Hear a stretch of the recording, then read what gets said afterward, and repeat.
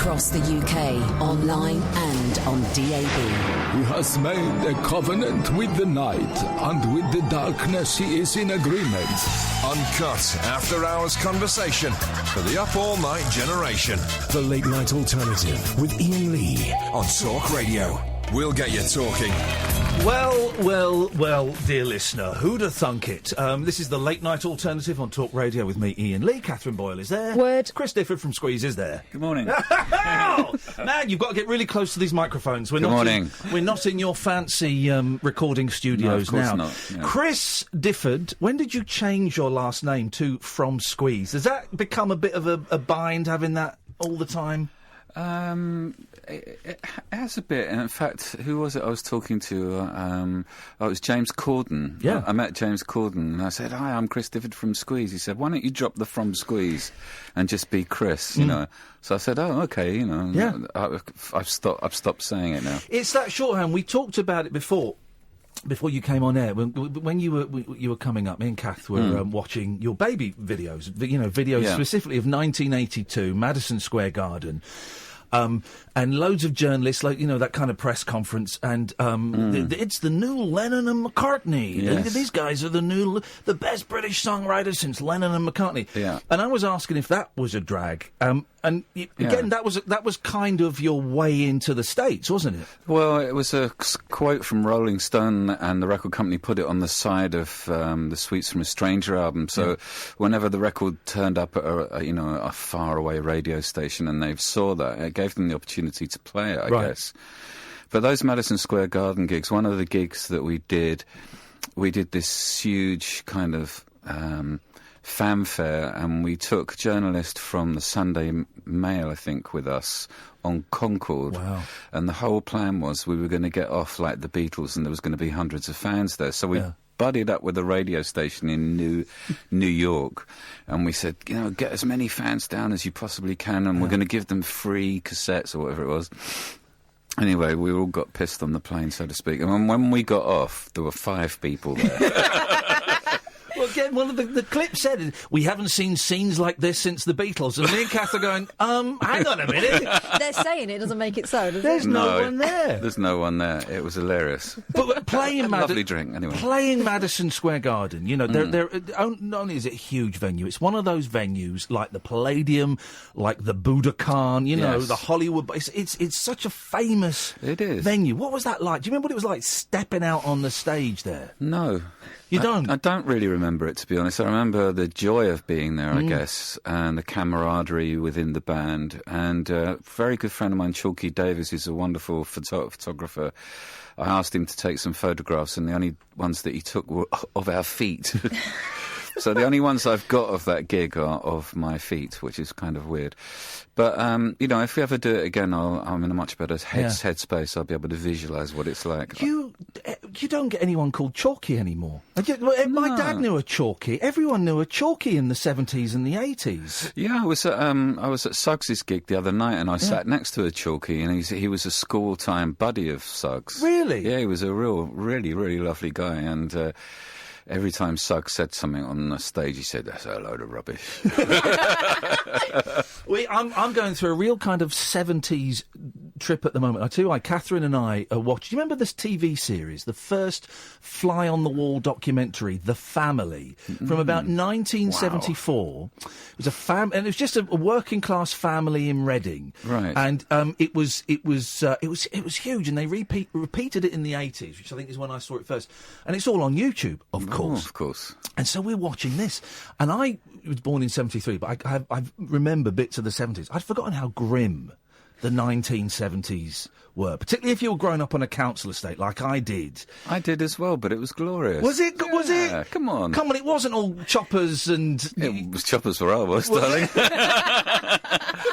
What month in 1973 were you born? June. All right. Yeah. So Glenn and I had only been started right. We'd been together 3 months at that point. Isn't that funny? Wow. What would you? We'd probably written 100 songs by then, I think. Had you written anything good by then? When did you cross that line where you went, oh, hang on a minute, I think we're onto something here? I think in the first summer we did a lot of heavy courting as writers, and we were staying up late and writing lots of songs, and I would work avidly on lyrics and then pass them to him, and he'd go off to his room and write tunes. And they absolutely were amazing when I listen to the demos now, and they've grown. And I think it did take a couple of months for us to find our feet, as it naturally would, but by that time we were sort of starting to form a band. So the best way of finding out whether you had a good song or not was actually to play it in front of your mates down the pub, and you would soon get the thumbs up or the thumbs down then.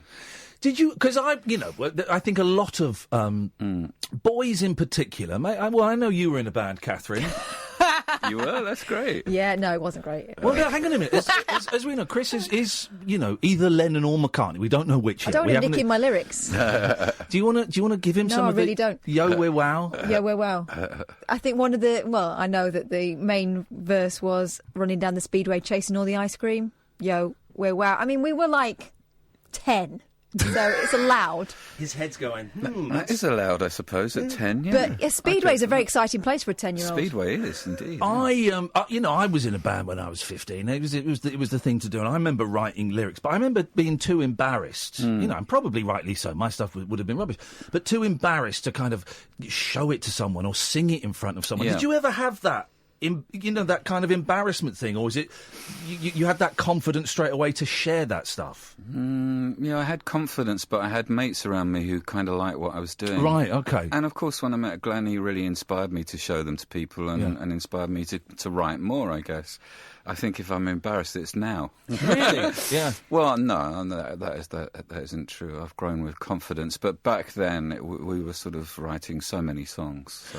You've got there's a tour. And the book, and we talk about the book, quite often on this show. Some Fantastic Place: My Life in and Out of Squeeze by Chris Difford. It's because when we interviewed you before, it was to plug the book specifically, and to make sure I'd read it when you came in. I was doing it half audiobook with you and half reading it, and terrifying. It was a strange mix, but it's a great book. It's one. I saw John Ronson was.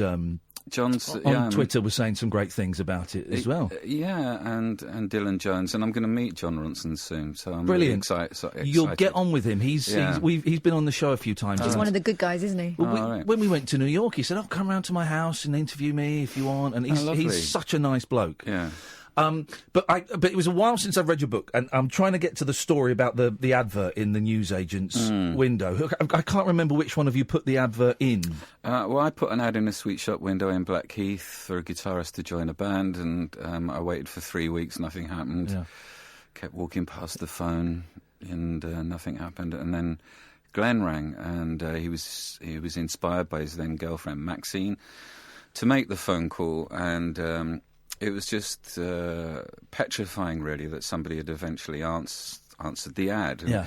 So I went to meet them. I arranged to meet them outside a pub in Blackheath, and they were so angelic together. They were like, Joseph and Mary, and I just felt like the donkey, at the time. But it was fortuitous, that 50p that it cost me to put the advert in the window has got me to where I am today, which is an extraordinary journey of fate. Really. Was he the only person that called up? He was, yeah. Isn't that incredible? Isn't that incredible? It is. It's wonderful. And, Elton John and Bernie Taupin had the same kind of experience, although they've got tons more money than we do, at least than I do. It was just the two of them coming together. There was never another writer. It was only Bernie and Elton. One of my favourite bands is XTC. Yes, I love them, too. and I do not understand why they're not the biggest band in the world because they don't want to be. Well, I think Andy Partridge self-sabages, definitely. He doesn't want to do it. Yeah. But it was it's him. He wrote his songs, and Colin Moulding wrote his songs. But early on. Like the second album, the keyboard player said, "Actually, I think I could be a songwriter," and they had to kind of do that. Was there ever that with Squeeze where some of the other members went, "Hang on a second, those guys are getting more money just by writing. I think I can write a song." Well, I don't know whether it was about money, but Jules was always in the line to write songs, and when I used to hang out with him around at his house.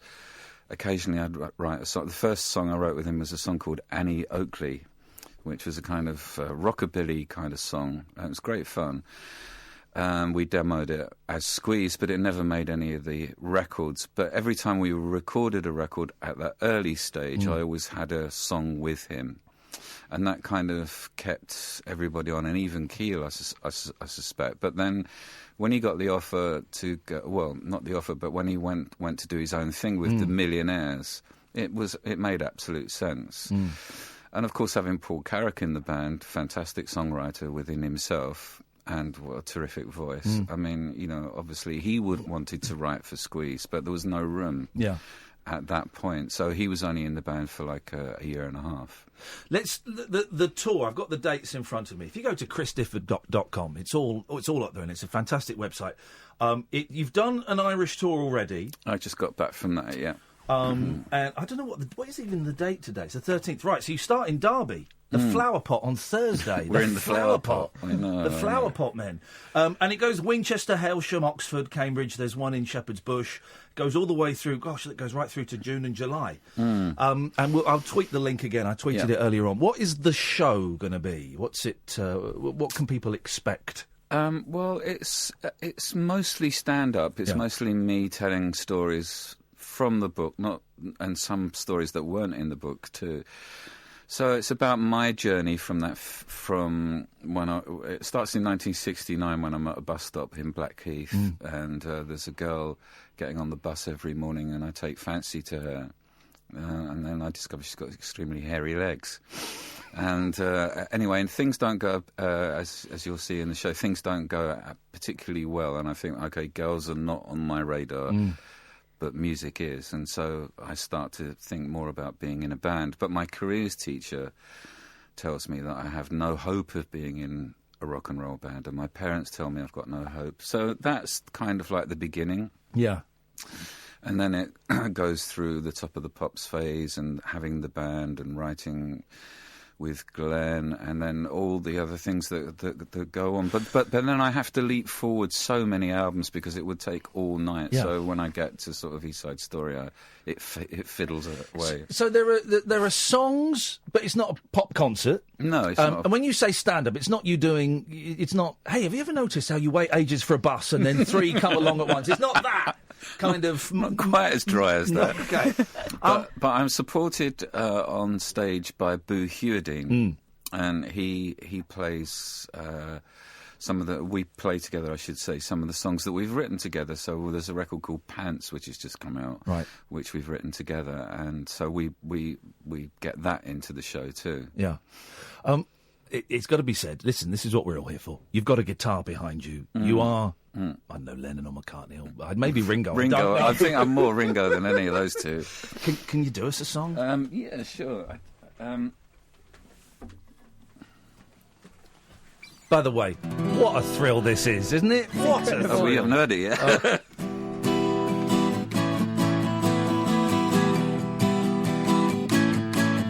When I was crowned a mommy's boy, my friends I didn't like.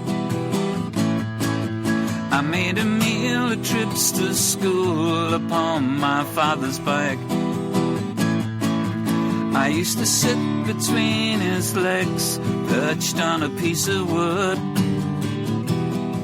And if it ever rained on us, I slipped beneath his hood. And at home the radio was on, from Julie Andrews to Jerry Garcia. Life was all fun and games. I was out of my head, underneath my bed, playing with electric trains. At home the stereo was on, my head was filled with rock.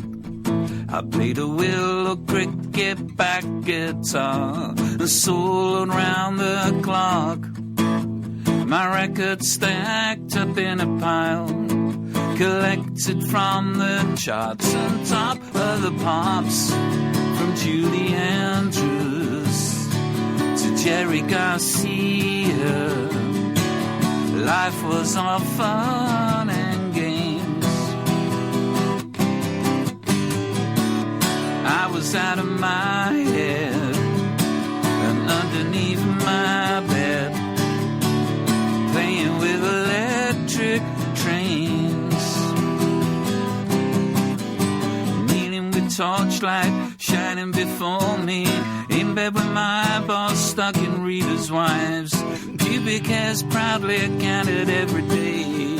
Man, it took me slowly off into the Milky Way.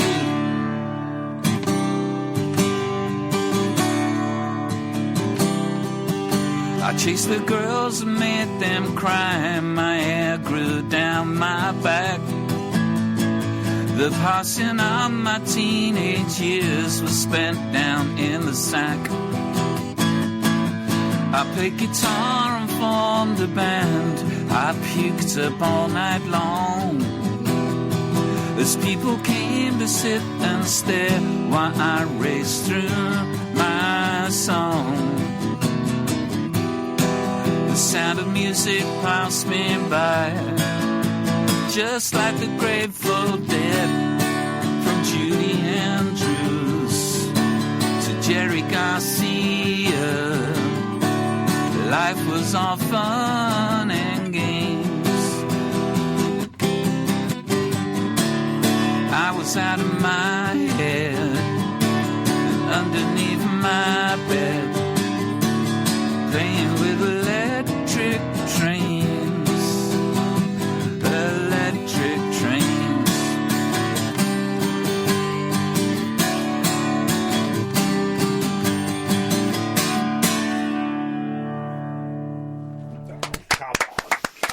I mean, there should be more Speedway in it, but other than that, brilliant. Yeah, I'll get it in next time. You're giving him songwriting tips? Well, if you want to sign up for Catherine's songwriting workshop, oh, man alive. Fan. We don't need to do the interview. The whole story's in that song, isn't it? It's all pretty much in there. Yeah, I'm very proud of that song, very proud of that lyric. And, yeah, it just about fits my voice after all these years.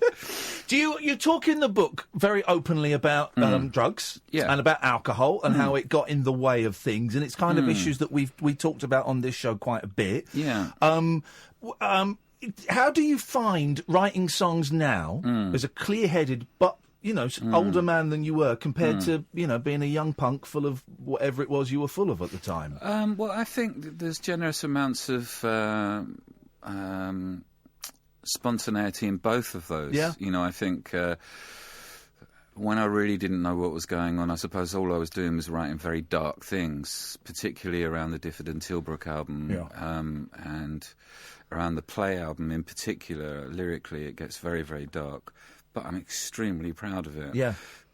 And what I'm also honoured by is the fact that the people around me held me at that time. Yeah. Being in a band is like a family, and it's very difficult to get people on your side sometimes. But, I sobered up 25 years ago, and we did Some Fantastic Place album, which was a Pink Cloud moment. And ever since then, I've been sort of trying to get to that Pink Cloud thing. But as Squeeze, the last two albums, you've had some of the best reviews that you've ever had. And one of our favourite bands on this show is Sparks. We love Sparks. Ron and Russell Mael. Yeah, yeah. And they're late 60s now, and every album they release is better than the last. They shouldn't be doing their best work now, but they are. Yeah. And it's the same with you guys. You seem to, you seem to have had this reawakening, and you're turning out some of the best stuff you've ever turned out. Well, I think when we did Cradle to the Grave, when the Danny Baker script came along, it gave us a focusing point for our songwriting, which we'd lacked for about 10, 15 years. So it really gave us the opportunity to sit down and look at our songs and actually open up to each other's ideas more. Yeah. Because we'd had this period where Glenn had gone off and done solo records, and so had I. So he'd learned to write lyrics, and I'd learned to stand on my own feet to a degree. So we came back together and we did that record. And then the last album, The Knowledge, which was an amazing record within itself.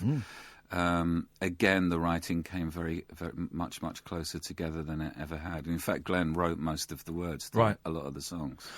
Cradles to the Grave, that was such a great TV series, you know. And Danny Baker, if you've not read them, dear listener, Danny Baker's books are filthy and hilarious and heartbreaking. Yeah. Of course, you went to school with him, didn't you? Well, he was in a few years younger than me, but yeah, we went to the same school. So in his book, he describes my school exceptionally well. So when I wrote my book, I had to leave that bit out because he'd already done it. It's funny, we had the same publisher too, and I was saying to Alan, my publisher, could I not just nick his bit and put it in my book? Because it would have been fun, you know. How did you... Were you friends in school, or was it like years and years later that your paths kind of crossed? I think it was years later. I think the NME days when he was working there. It was around that time. Yeah.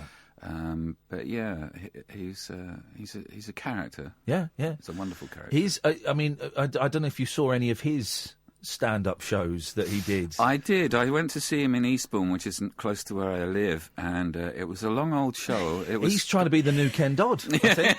He knew Ken was on his... Yeah, well, Bruce Springsteen, one of the two. Bruce Dodd or Ken Springsteen is what he's trying to achieve. But it's a terrific show. Yeah, it's great. I mean, the storytelling is superb. I could never tell a story in that way, you know. Well, no, but the way you tell your stories is in 2.5, 3.5 minute songs. Pop songs. And I use the word pop. I know some people take pop to be a derogatory term. I don't at all. I'm a big fan of pop music. You know, the Kinks are pop. I think the Who are at their best were pop, you know. Absolutely. And you can do that thing that very few people can do. Very few songwriters can write that 3.5 minute story where you get the whole... You know everyone's background, you know what's going on, you know their hopes and fears in 3.5 minutes. That's a tough thing to do.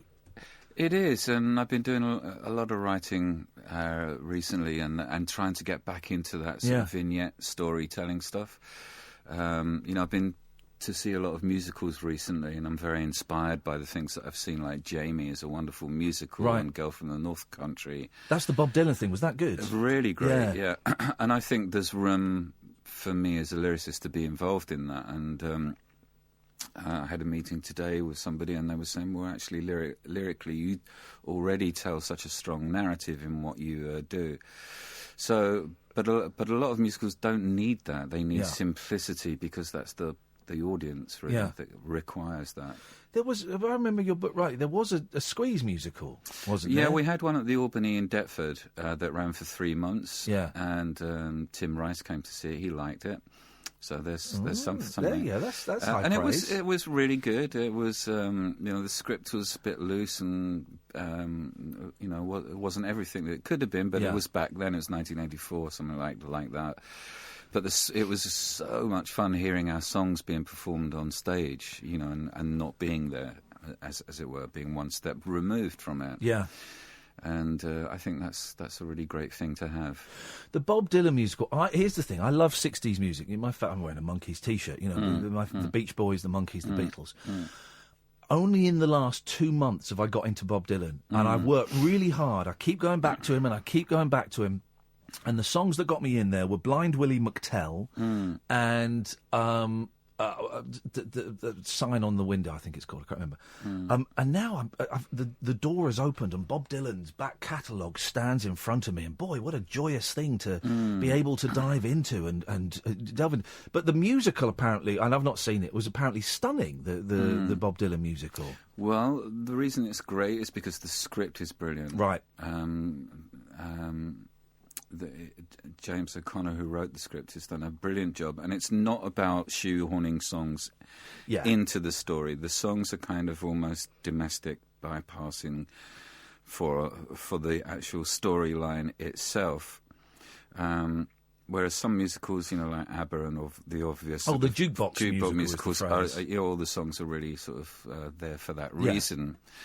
And then Jamie, the musical, has got very strong songs in it too, and they just fill you with joy, and the story is brilliant too. So, are you proud of your back catalogue? You must be, mustn't you?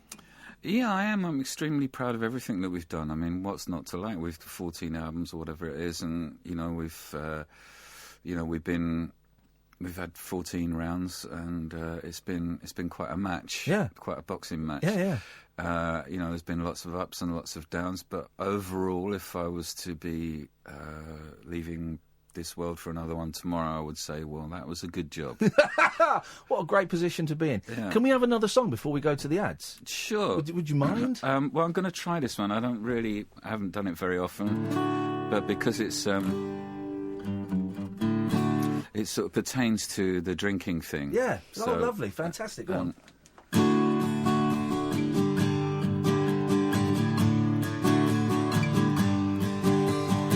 Slightly drunk once again, all alone with my pen.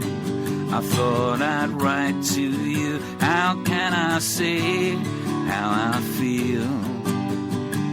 Falling down on the deal. This last night with you, is it the cold that makes me shake? I just hope that I'm awake. I say alright, I knew. There's a line I cannot find to explain just why I lied. Slightly drunk, what's got into me? Can't fall in love without misery.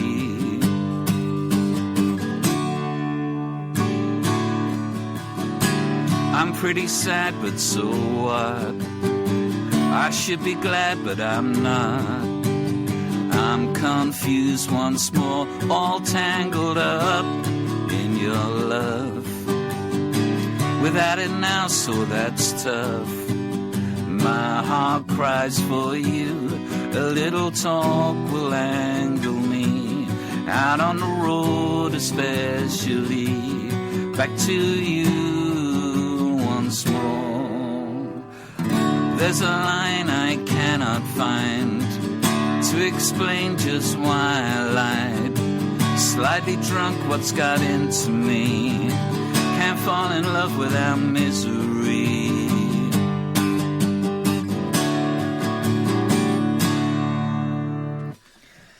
Can't fall in love without misery. What a line. Dear listener, we've got Chris Difford here. Can we stick around for another 10, 15 minutes? Sure, of course. Beautiful, beautiful, beautiful. This is the Late Night Alternative on Talk Radio. The wild man of late night radio. The Late Night Alternative with Iain Lee On Talk Radio. We have ways of making you talk. We've got Chris Difford in the studio with us for another 10, 15 minutes or so. There are two things that I really think, particularly if if you're feeling relaxed and it's at 10:30, I like to buy. One of my downfalls. We talked about this last time. The hoarding, the buying stuff and keeping it in the boots of our cars. Are you still doing that? No. Okay. No. I had a clear out today. Did you? I had a clear out today of just crap I bought off of eBay and Amazon, and No, I remember vividly. I used to live down in the country years ago, and I remember going out in the middle of the night with the torch and looking in the boot of my car, and there's like 6 bags of stuff that I bought. And then when I emptied it out on my desk, I realised I just didn't really need any of it. And my wife Louise and myself have just been into storage recently, and our aim is to empty storage out before we move into our new house. Wow. And whenever I pick up a box, it just reminds me of the boot of my car. But I don't have to do that anymore. That's good, and Catherine is well aware that I get a lot of packages sent here, and the packages have slowed down a little bit because I go home and I go, well, someone talked about Robert De Niro, and there's a Robert De Niro film, Midnight Run, that I'd really like to see. Oh, it's on Amazon for a penny, and I just stuff comes. But, dear listener, You should go out and buy stuff. The two things you need to buy are a book and a ticket. Some fantastic place, My Life In and Out of Squeeze. Amazon, usual book places. I'll tweet the link again at 11. Or if you go to my website, I'll send you a signed copy. Oh, really? Oh, there you go, chrisdifford.com. And the tour. The tour is happening, some fantastic acoustic book tour. Sometimes I do gigs on my own. Sometimes I do them with a band called Squeeze. And it starts on Thursday at the Flower Pot in Derby, Winchester, Hailsham, Cambridge. Oh, Junction 2, Cambridge, that's a great place. Morecambe, Halifax, loads of places. It goes right through to July, and there's loads of different places, and it's all over the place. He will be near you at some point, I promise you. Do you enjoy going out on your own? I know you've got Boo with you, and but people are coming to see Chris Difford. You know, it's a Chris Difford evening. Do you enjoy it? Well, it's very different from Squeeze, that's for sure. We've just done last year, I think we did 40+ shows in the UK and in America. And being in a band is, you've got 2 trucks, you've got 2 buses, you've got lots of people around you. It's an environment that you have to kind of commit yourself to. And it's like being in the theatre in some ways. You're playing a role. In some ways, I'm playing the role of Chris Difford, the guy who's in Squeeze. Yeah. And because of my shyness sometimes of being on stage, that's what gets me through. But when I go out on my own, there's nowhere to fall. Yeah. There's nowhere to lean on, nobody to lean on in particular. And the Irish tour that I just did, I did largely on my own. And it was a great thrill to get through it, really. It was kind of like wading myself through deep water, but I was pleased. I mean, I got a lot of people laughing, and from the stories, and it worked. There are certain acts where the affection for them, even if people might not say they were a Squeeze fan, there is an affection for you guys, both together in the group and individually. Correct. Yeah. I don't want to say you've become part of the nation's furniture, because that actually doesn't mean anything. But people love you. People love you, and what you stand for, and what those songs mean to them. Isn't that a wonderful thing? It's like when we played the Albert Hall or Glastonbury, and people are adoring the band. I'm so excited about that relationship that I have, or we have, with the audience. They buy a ticket, and that's the contract, and in that contract they want to hear Call for the Cats, they want to hear the hits, but luckily enough they want to hear the new songs too, and we've got some great new songs. So as a family unit, which is what Squeeze kind of is in a dysfunctional way, or whatever it is. Well, families are dysfunctional. Yeah, but we managed to deliver a great show, and I think that's testament to everybody in the band, individually and collectively. Do you speak to Jules much? Do you see him much? Yeah, I do see Jules. I did 40 shows with him last year. I get up and guest and sing 4 songs. Oh, really? Yeah, and this year I'm only doing a few, but I've already written a couple of songs with him for his next album. When he left the band, was what was that like? Because he obviously went off and had a huge TV career, then a huge solo career. Was that quite often when a key member leaves a band quite early on, that can scupper the whole thing. Was there any point where you looked at each other and went, I don't know if we can make this work without him, or is it like we're just going to? No, I didn't think that. I was devastated that he left, because we were quite close and we'd been friends. In the interim time, we were riding around on motorbikes together and getting arrested and doing all those silly things together. So it was like a brother turning around and saying he was just leaving home. You know? And I remember vividly being in a cafe in Blackheath, and Jules said, I've got this, this bit of news, I'm going to be leaving the band as of today. And, I just felt my heart sank. But, we picked up sticks, we wrote some more songs, and then Paul Carrack joined the band, and so it was wonderful. Yeah. It wasn't until like with Paul Carrack in the band. But then Paul left, and then, it just went on and on and on. And so many different people coming in and out of the group, you didn't know what was going on. Yeah. But yeah, I mean, I still keep in contact with Joe. I absolutely love him and admire what he does. Yeah. And he's so respectful of the things that I give him. Brilliant. Lyrically, so I'm pleased. Oh, fantastic. Can we have one more song, please? Yeah.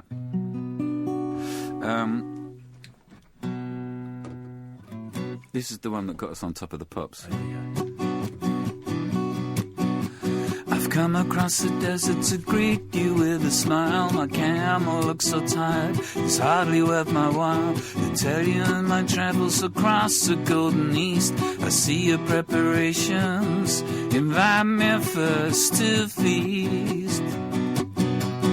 Take me, I'm yours, because dreams are made of this. Forever there'll be a heaven in your kiss.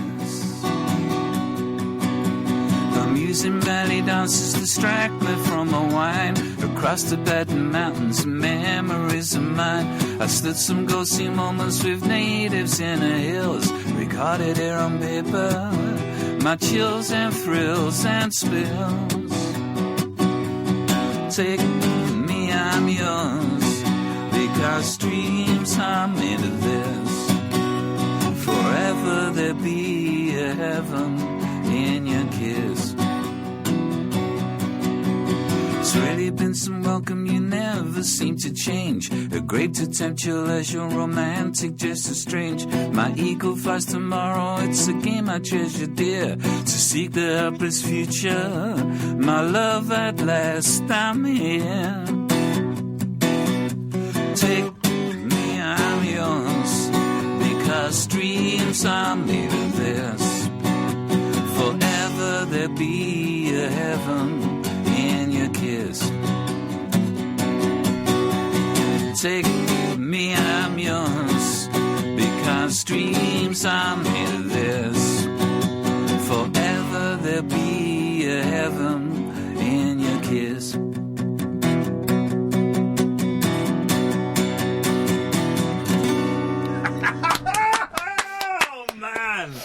Man alive, Chris Difford. I mean, blimey, that really is a treat.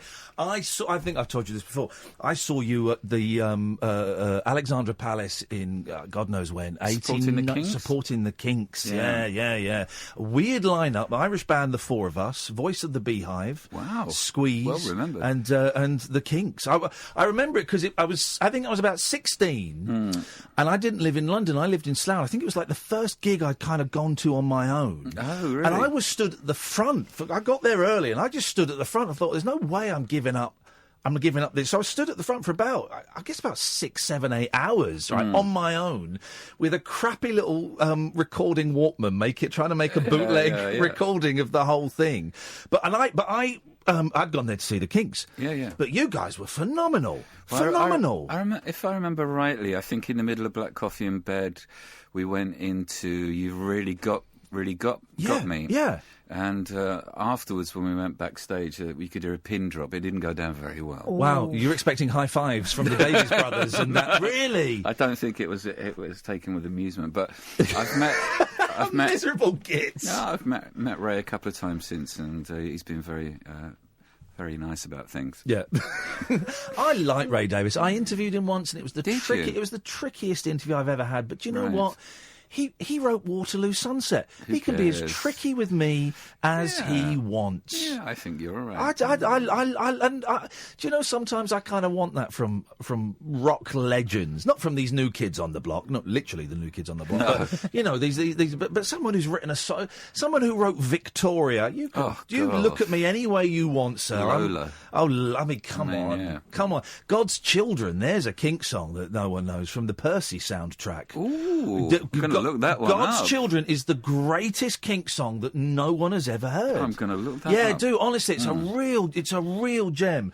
Very quick, I'm going to talk to you tonight. I will let you go, I promise. You mentioned that was the song that got you on Top of the Pops. It's easy. I mean, people don't know how big Top of the Pops was in the 70s and the 80s. It was it. There was no... There was no MTV. There was nowhere to see pop music. Do you remember? Maybe you don't. What the first Top of the Pops was like, and what the reaction was from your families and friends. Well, I do remember extremely well because having my parents not accepting the fact that I wanted to be in a rock and roll band. Having done Top of the Pops, I was suddenly invited round for Sunday lunch, and I got more roast potatoes than my brothers.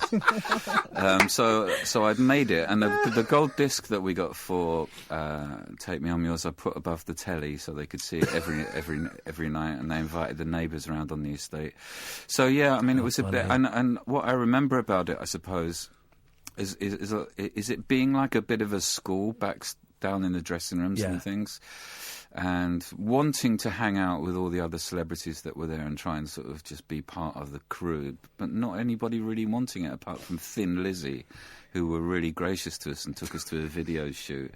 But people like Gary Newman, who had Tubeway Elm at the time, he wasn't very sort of, he wasn't embracing, let's say. Right. And oddly enough, I did 50th anniversary of the Oral Grey Whistle Test a couple of weeks back, and they filmed it in the same building, which is now owned by ITV. Right. And when I got there, it was like going back to school. The steps down to the dressing rooms, exactly the same granite that I remembered in my head. And so I'm walking down the stairs to the dressing rooms just to get some sort of, like, oh my God, I've been here before, and so many times we were on top of the pops. I get to the bottom of the stairs, and there's Gary Newman.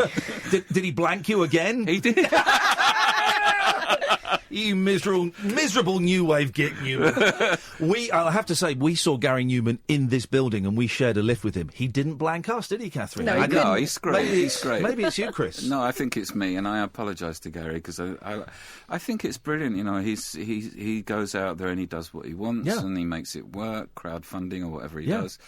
And yes, he's got a career in it, and you know, after all these years, I think we're all glad to have a career. Well, this is the thing, you know, in pop music, where it's supposed to last 20 minutes, to be doing it several decades later. Yeah. Again, this Beatles documentary I'm listening to, a 25-hour fan thing, and there's that wonderful thing from, I guess it's about late 63, early 64, and it's saying, the interviewer says, so how long do you think this will go on for? And George goes, well, you know, hopefully it'll go on for another couple of years. Yeah. We'd like to be as big as the Shadows. They weren't joking. Do you remember we spoke to Patty Boyd and she said, you know, people talk to us now like we were in some sort of charmed time and we knew it. She said, we didn't. We thought it was all going to be over. The greatest bit is Ringo. It's a famous clip. Is it Ringo, what do you want to do when this all ends? He said, well, I've always fancied having a hairdresser.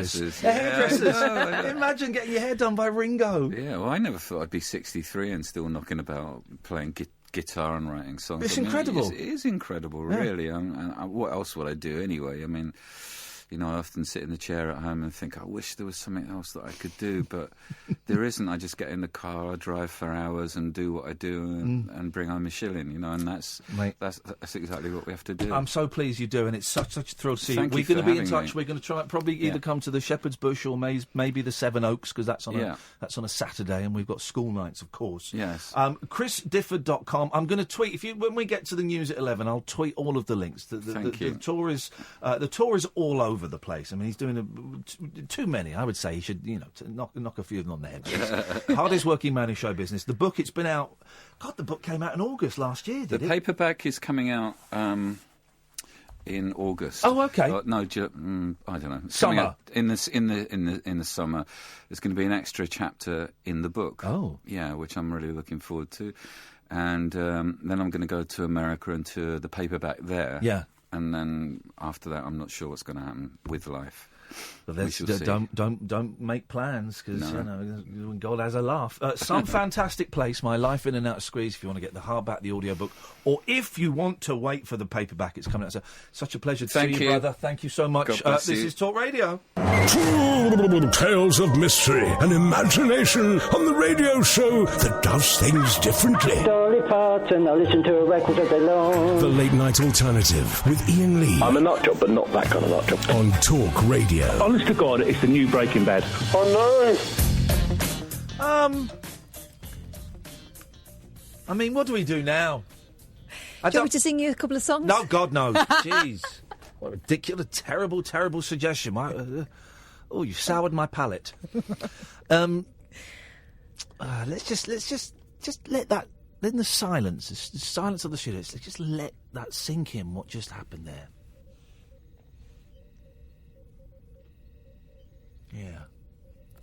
Yeah. And now I'm gone back to me. I think I was 16 when I saw him, Alexander, and I'm 16-year-old me. If someone had tapped me on the shoulder and said, "Oi, mate, in about 30 years, he's going to be a guest on your get stuff, buddy. Go on, bugger off." Wow. You were down for a wee, weren't you? I was absolutely busting for a wee. It was a nightmare of a day. That was fun, man. Thank you, Chris. Absolutely. We've had some. I'll be honest. We've had some pretty amazing things happen on this show, you know, musically. Stephen Page and Chris. We've got Gail Porter coming in tomorrow. Yeah, I'm really looking forward to seeing her. Yeah, I'm looking forward to that as well. Is she going to be doing a song for us? I'm sure she would. I'm sure she would. She's great. Gail Porter's going to be in at 10 o'clock tomorrow. Don't forget, you can watch the show. You can watch it on periscope.tv/Iain Lee, or you can YouTube it, youtube.com/rabbit hole. And if you sign up to my YouTube channel, and you click, there's a little bell icon. If you click that, you'll get a notification every time we go live, and you won't miss things. And you'll be able to watch the video of Chris. We can go and watch it now. I think you'll be able to watch it now using the technology that's available. We move forwards. 0344 499 1000 is the telephone number. 0344 499 1000 is the telephone number. We have erected a wall of shame, a hall of shame, in which Sam is the boss of. Like you see in those petrol stations, badly photocopied pictures of men's faces you can't make out, and number plates. I refuse to call them license plates. I'm not an American. They're registration numbers. And it says in bad biro, do not serve thief. Thief spelt T-H-E-I-F. We've done the same with some callers for this show. Not in any way knocking these callers, but Sam is going to run through. Sam, if you could come on the microphone, please. Thank you. He's going to read through the list of names and faces of the people that are banned just for this week. Just for this week. I'm off next week, so you can do what you want. Just for this week. Sam, if you could just go through that list, please. So far, we have Iain, Andre, Caddick, and Jonathan in Swansea. I thought there was a fifth one. Wasn't there a fifth one? Nope. OK, we'll stick with it. Well, if there was, that fifth one gets to sneak through. They got a free pass. I'm sure they'll rend us at some point. Lots to talk about tonight, including, and this is the main thing, right? By the way, I'm really enjoying Mike Graham arguing with someone who wants to invite. Someone is angry that Mike Graham has not invited an obnoxious, racist, violent, Islamophobic thug who's served prison time for assault onto his show as a guest. And then they've tried to rope me into I don't want to. I used to broadcast from the same town as that guy. I've stood in the same room as that guy. He ain't coming on my radio show. I don't give time to hate preachers. And I'm just enjoying Mike's wonderful tweets about. Doesn't the mince his words. He doesn't mince his words at all. Here's the thing I want to talk about, and it's very important. What's the point of spies now? We were discussing this because have I got this right? Another Russian has been found dead, and I don't really read newspaper stories, guys. I read the headlines, and sometimes I look at the captions under the photographs. And apparently this guy, it's a small village again, or a small town, and a masked woman was seen acting suspiciously. Oh, really? I didn't know that bit. Yeah, it's in some of the papers. A masked woman was seen acting suspiciously hours beforehand. Now, here's the thing, right? No, that's Salisbury. This is different. This guy was in London. Oh, so Salisbury, that's the first guy. Odd woman wearing black surgical mask spotted in Salisbury at time of Russian spy poisoning. A black surgical mask and no one's... OK. That is odd. I also think that's nonsense. So the other guy's in London, is he? Mm-hmm. What do we know about him? He was a Russian exile. Let me look it up. I heard it as I came in. This is... Here we go. These are very spooky times that we're living in. This is Nikolai Glushkov. Sorry? That's his name. Russian exile, found dead at his London home. Counter-terrorism unit investigates death of Berezovsky friend who claimed political asylum in UK after fraud conviction. We've got a lot to talk about. We've only got 70 seconds before we go to the news, so this is going to be a really in-depth show tonight. But basically people are saying, well, what should we do about Russia? What should we do about Putin? I know exactly what we should do. We should go and bomb him. Oh. We should go and bomb Moscow, and we don't tell anyone about it. We just if Maggie was in charge, there would be a raid over Moscow. Great Spectrum game, guys, for the retro heads. We would go and we would carpet bomb Moscow and the Kremlin and that building with the funny. Pointy, like a turban on. Mm-hmm. Oh, I saw a rich old white woman wearing a turban today. You don't see that very often these days, She must have been an actress. Oh, I love it. I want more... I don't know if she was rich. I want more old white women in turbans. Oh, now I've gone off on a turban thing, because the tops of those buildings in Russia remind me of turbans, and it reminded me of walking over the bridge and the woman with... We haven't got time. So, when we come back... White old women in turbans. My solution for Russia, and what's the point of spies? This is the Late Night Alternative on Talk Radio. Across the UK, online and on DAB. Get an earful of unusual nocturnal emissions with radio's Lord of Misrule, Iain Lee. No relation, thank God. Unfiltered Night Talk with the original king of unconventional conversation. The Late Night Alternative with Iain Lee on Talk Radio. 0344 499 1000. I'm Iain Lee. She's Catherine Boyle. Hi. This is the Late Night Alternative. Weeknights between 10 o'clock and 1 o'clock in the morning on Talk Radio. You can listen to Talk Radio on DAB. You can download the app, or you can go to talkradio.co.uk, and all kinds of fun things can be found there. So, busy show this evening. You just tuned in. Well, you missed Chris Difford, you suckers. But there'll be a podcast tomorrow, and you can watch it again on my YouTube channel. Now, with the increase in Russian double, or possibly even triple, or maybe even quintuple agents. They said angels. To some they are, to many they're the devil. Whatever. With the increase in Russian spies being murdered on British soil up by 200% recently, it's time for us to strike back against Russia. And this is what we need to do. We need to send the RAF at midnight to fly to Russia to bomb the shit out of Moscow. And then, when Putin starts getting angry, we nuke his fat ass. OK, 1. Let me have a coffee. How very old-fashioned of you. Yep. 2. Yep. He's got bigger ones than we have. OK, fine. All right, 3, yes? what we need to do is like send him an exploding cigar or something. Let's go... What was it they tried to do? How are they going to kill Churchill? Exploding cigars. There was exploding... No, that was Fidel Castro, wasn't it? One of the... Either Churchill, Hitler, or Fidel Castro was going to be killed by exploding cigars. Churchill! But one of those three was going to be killed by putting poison in their socks, wasn't they? One of them was going to be poisoned. I would say the British were going to poison Hitler by putting poison in his socks. It was Fidel. The poison in the socks? No, the exploding... OK. Okie dokie. Well, there you go. Cigars. No, OK. Poisoned socks? Yeah, poison in the shoes or the socks. I think it was... It can be done, you know. They tried to kill Elizabeth I with a poisoned dress. Well, you're supposed to put Vicks on your feet, as you've told me before, and then put your socks on. Yeah. Elizabeth I with a poisoned dress? Yes. Well... And someone else put it on and they died. So what was it made of? Anthrax? No, but they sort of put something... They rubbed something on the inside of the frock.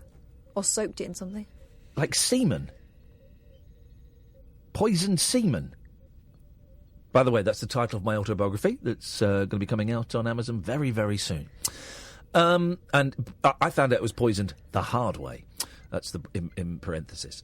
Why do we say in parenthesis instead of in brackets? What's a parenthesis? Brackets. Well, why do we say that? And who invented the curly brackets? And what are they for? Fancy.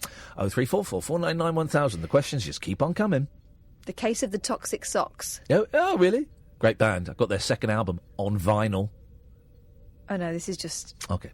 No, this is just someone writing like fan fiction about poison socks. All right. If you don't want to... If you're not up with my nuking the Ruskies, then...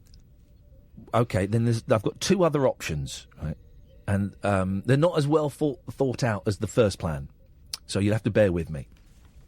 The second plan is we get... cyber terrorists, you know 4chan and the people that hacked Yahoo and released everyone's email. We get those guys. We employ those kids because I think Easter holiday's coming up soon, so they'll have a couple of weeks on their hands. We get permission from their parents, obviously, and we get them to hack because Russia is quite dated. They've still got, like, MySpace is huge over there. So we get Tom from MySpace to infiltrate Russia and... Tomsky. Basically, we bring down their crappy Russian fake bootleg computers. That's plan 2. OK. Plan C.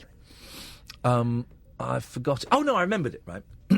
So, we call Russia's bluff, right?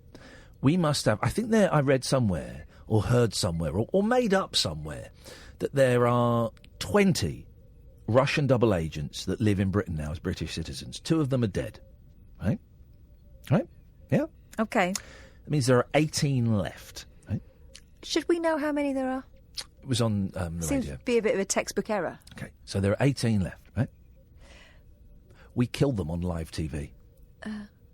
We get them, we round them up, we get them on the One Show, and Alex Jones... Surely that's enough. Alex Jones and the lad... Matt. Yeah, sure. Execute them live on TV while a Putin lookalike sits there naked on a horse crying. We humiliate him. We emasculate him. He gets a stiffy from killing Russian double triple agents on our turf. Well, hang on a second. If we can associate the murder of Russian double triple agents with Putin crying, and we show a picture of, as well, we flash up subliminally a picture of a really tiny shriveled penis, like a peanut penis, a mushroom, tiny mushroom penis. That will affect his psychosexual brain chemistry and make him impotent. Personally, I would still nuke the bastards, but if you pacifists, you snowflakes, you left-wing libtards want to go easy on him, then we'll just get Alex Jones to kill people on the One Show. Do you mean Alex Jones off the One Show, or that Wally that pumps Iain on the radio? No, I mean Alex Jones, the woman who presents the One Show. Oh, not that angry fella, the red one. Why would it be him? He talks a good game, doesn't he? Yeah, but she already presents the One Show. She's already got. If we got Alex Jones, the American, to do it, he'd have to spend ages, as I did today at the BBC, in front of their webcam, and you've got to get pictures taken. You've got to have photo ID to get in the BBC now because they're snowflakes. So no, she's already in there. It makes it easier, and she's trained with firearms. So that's my plan. 0344 499 1000. But also, and here's something else. And I can't quite remember the argument I put forward for this earlier on, but it was good. So I'm just going to dive in there and I'm going to swim around until I find it. What's the point of spies anymore? What do we need spies for? Right. So we get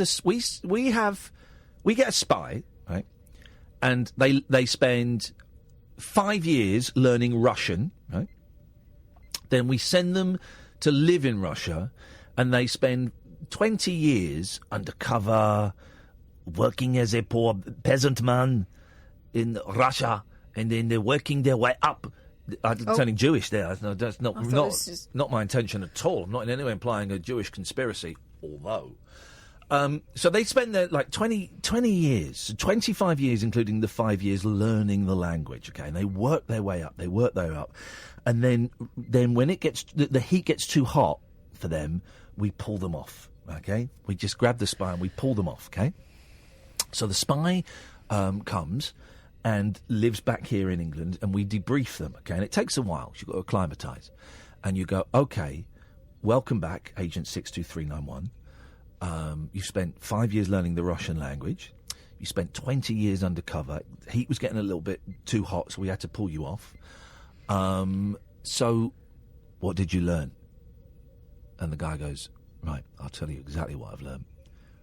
Russia has got, I don't want to scare anybody here, I don't want anyone to panic, okay? I'm going to say something, and it's going to sound scary, but don't panic. Russia's got nuclear weapons. Right?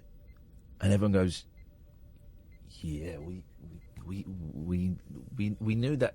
Nothing else you picked. That's it. What is a spy in Russia going to tell us? It's a little bit dodgy over there. They still think Big Country are a great band. They love blue jeans, and they've got nuclear weapons. Isn't it something to do with microfilms and that? No one has microfilms anymore. It's memory sticks, and you swallow them. And likewise, a Russian spy in England, right? Comrade, what did you find out in your 25 years in Russia, in England? And they're speaking in English because the guy's been in England so long he's forgotten the Russian language. Yes. It's a very complicated language. They've got their capital N is backwards to us. Their capital N is backwards to us. What's that? Comrade, in 25 years, what did you find out over there? Well, he wouldn't have. He would have an English accent. Well, I don't want to alarm anybody, but, Danny Dyer isn't making movies anymore. He's in EastEnders. We know this already, comrade! and then they shoot him. They shoot his wife first, Oh, God. and then his kids. 'Cause they're barbarians over there. That's not propaganda. That's not me actually spreading propaganda. That's actually a fact. Okay, they're barbarians, and they eat children for breakfast. Okay, that's fine. So what is the point? What is the point of spies? There's no point in spies anymore. Like in the old days, like with Sir Francis Drake and Sir Walter Raleigh and Shakespeare. Yeah, of course, you do spying and stuff. Yeah. But what is... OK, and here's something I've just thought. The first person that went to a foreign country, right? So they went over there speaking English, right? And all the foreigners are speaking, Jesus, I don't know what they're speaking, like French. That must have blown that dude's mind. He must have thought, I'm in like Gulliver's Travels instead of Lilliput or the other land. Well, I'm in a land where they're just going. no, interesting. You should pick French because all posh people spoke French in this country. All right. Well, you're just what you're doing there is you're hitting you with facts. You're trying to do is you're trying to prove that you're cleverer than me by just displaying you have more knowledge than me about something. Well, it doesn't prove anything. I mean, it does literally prove you are cleverer than me. Yes. No, admittedly. I just have been told that. Okay, so they go to all right. So they go to Spain, right? They rock up in Spain, right? And they've come from England. Oh, there's land hoy, land ho. There's land ahead of us. We look forward to making settlement on land, and maybe there will be natives, and we will make their friendship, and we will So they land. Ah, good sir, good morrow. And the Spanish goes, español, parle español. What? We are in, like, Lilliput, but not where people are tiny, and not the other place in Gulliver's Travels, which actually takes up more of the book, where everyone is huge, and I'm tiny. These imbeciles make random noises. Español. Hablo español, te quiero, pero dices nada. Todas las horas, todas las noches. Wow. Why were they saying that? Well, it seems like a bit informal. Okay. They're mad. These barbarians are mad. So that must have blown... They would have gone over with a translator, wouldn't they? Jesus, they're the first... It's the first people that have gone over to Spain. Well, they would have got stabbed as invaders. Okay, well, that's... There wouldn't have been any chitter-chatter. Did you say shitter-shatter just to try and be clever? No. Okay, let's go to the break.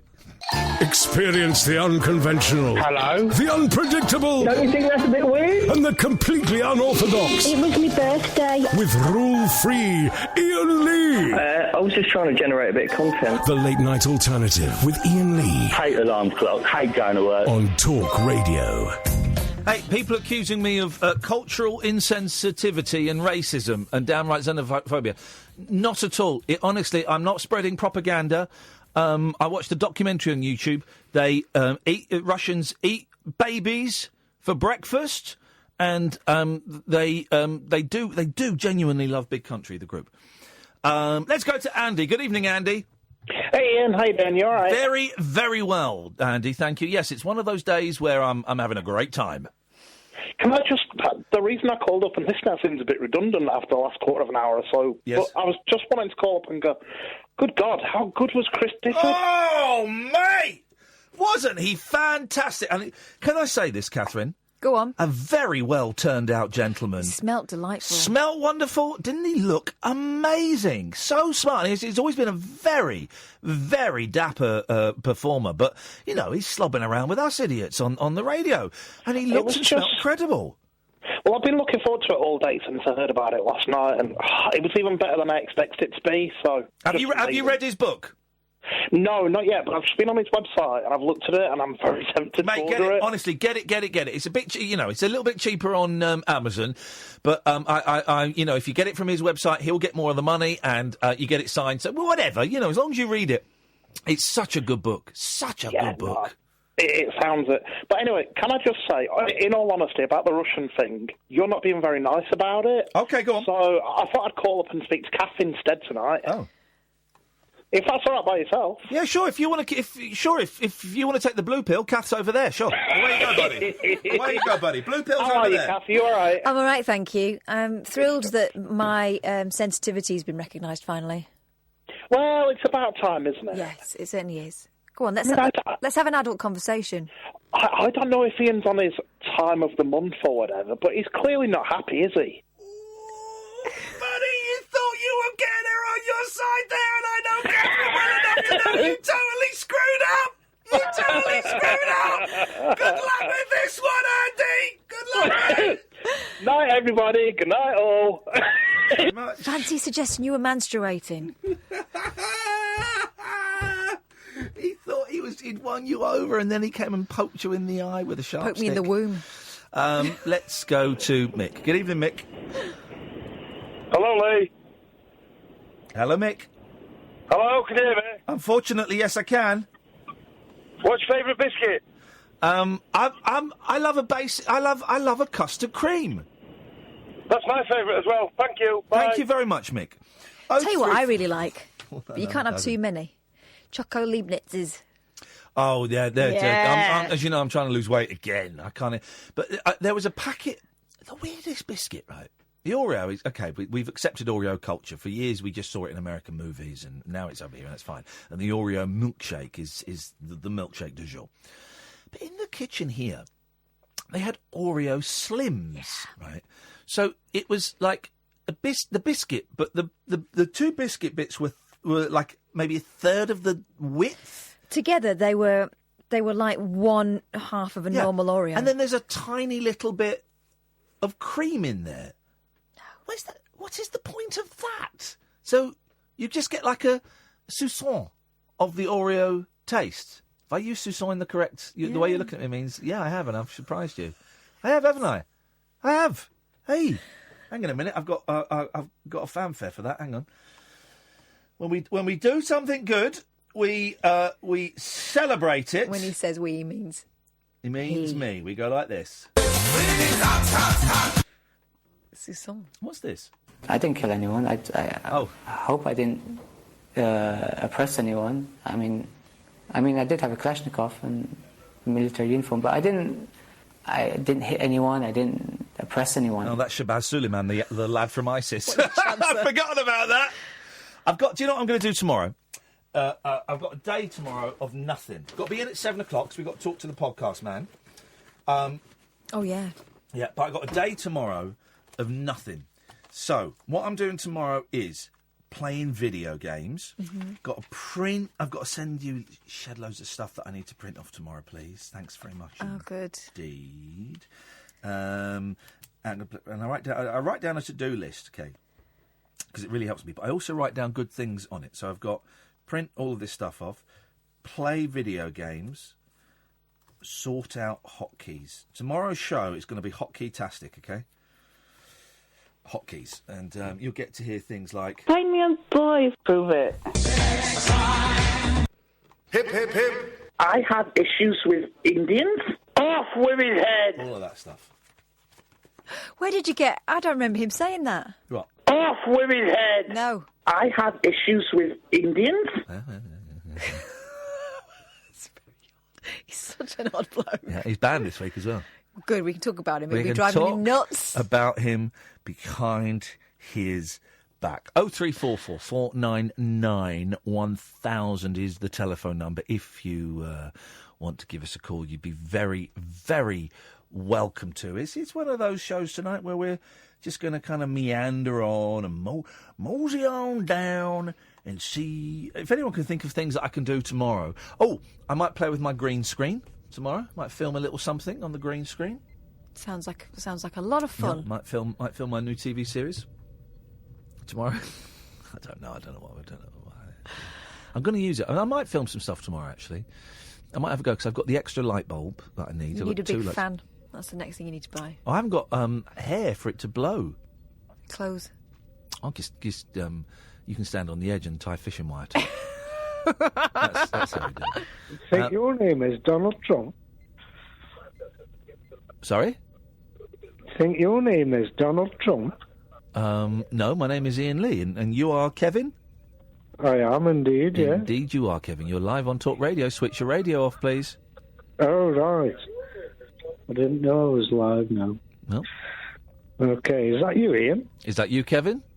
It is, yeah. Fantastic. I've heard... Sorry about that. I've heard... So do you, when you're on hold on the phone, Kevin... Yeah. And you don't think you can be heard, do you talk to the voices that you hear? I do, yes. That's peculiar. Well, no, there's a reason for that, Go Iain. on, because you're nuts. Well, that has been said before, yeah.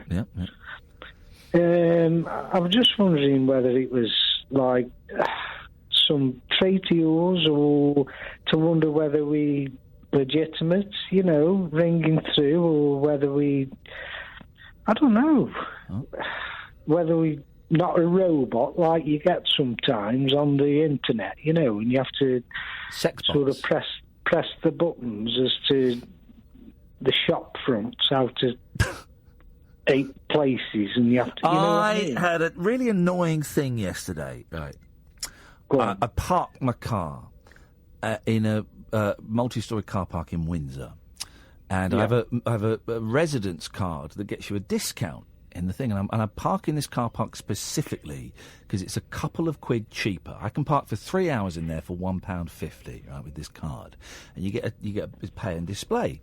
So you get the thing, and I went and did that, and the machine was broken on that floor, so I had to go up to another floor, and I put it on. I stuck the sticker on the thing, and when I came back, I had a parking ticket, and the sticker had obviously fallen off. I hadn't stuck it on. I hadn't stuck it on well enough. 25 quid I had to pay. 25 knicker. Was that a fine? Yeah, that was a fine. How dare they? Well, they dare because I wasn't. I had paid, and I thought I was displaying, but actually I wasn't displaying. So it ended up costing me £26.50.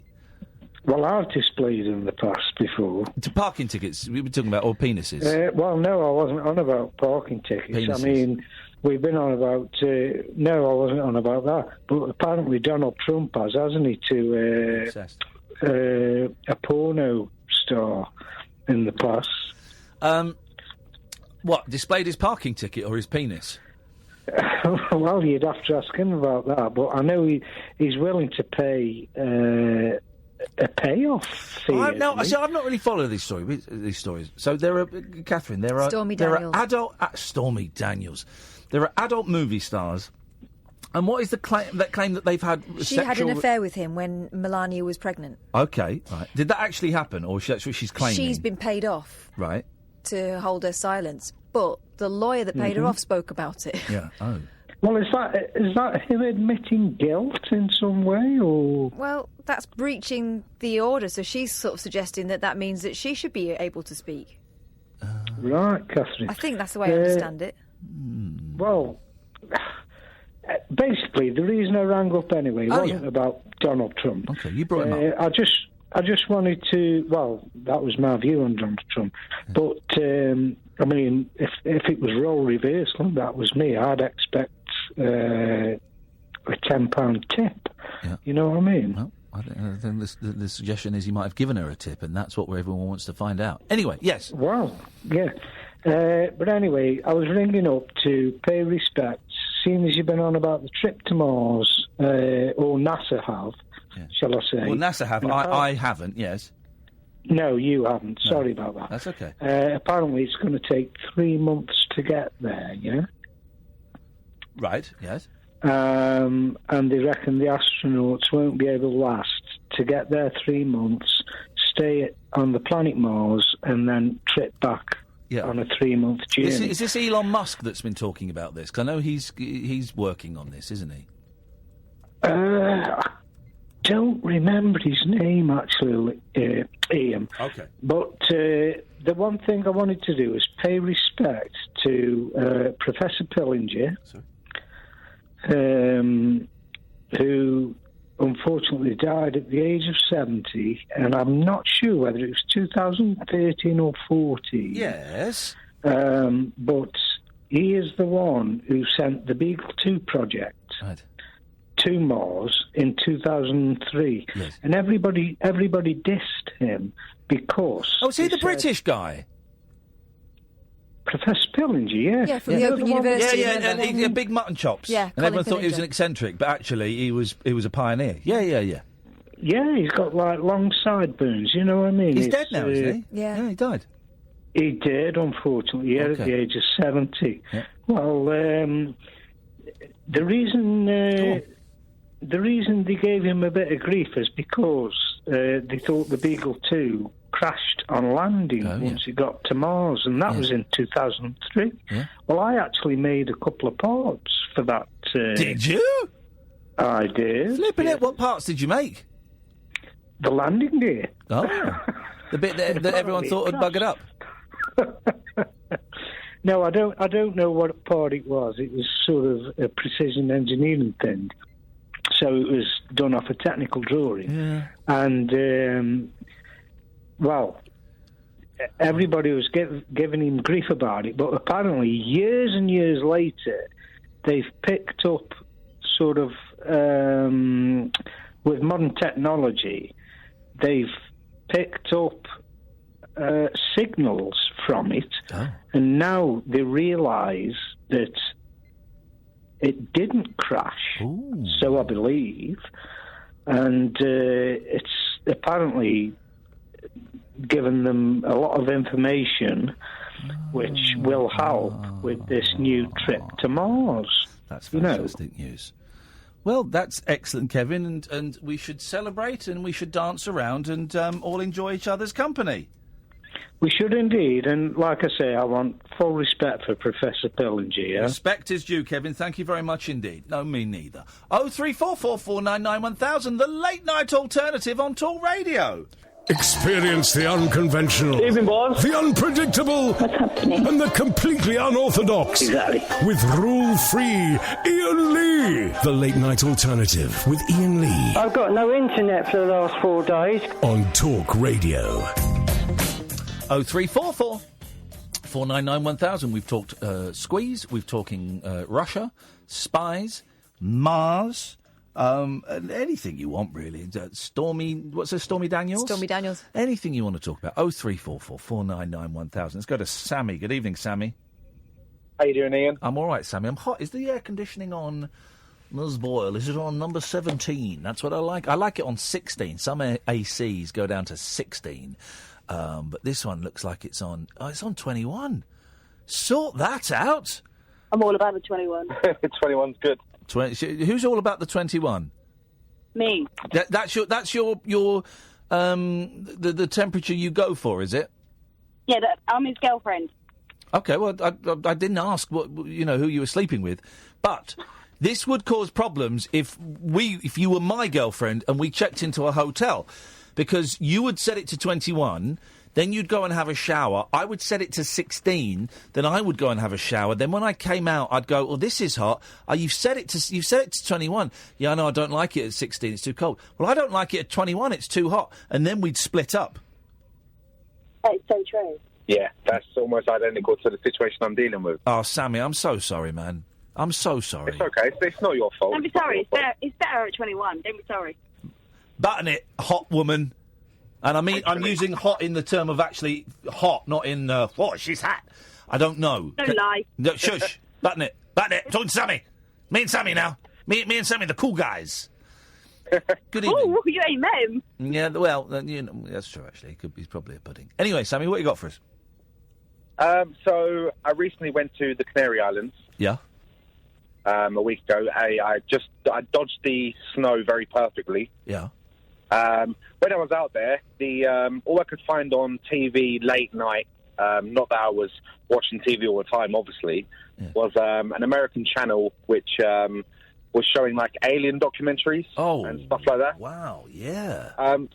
So I wanted to know, and I assumed that you would be into something like that, but it reminded me of when I was a lot younger. Yeah.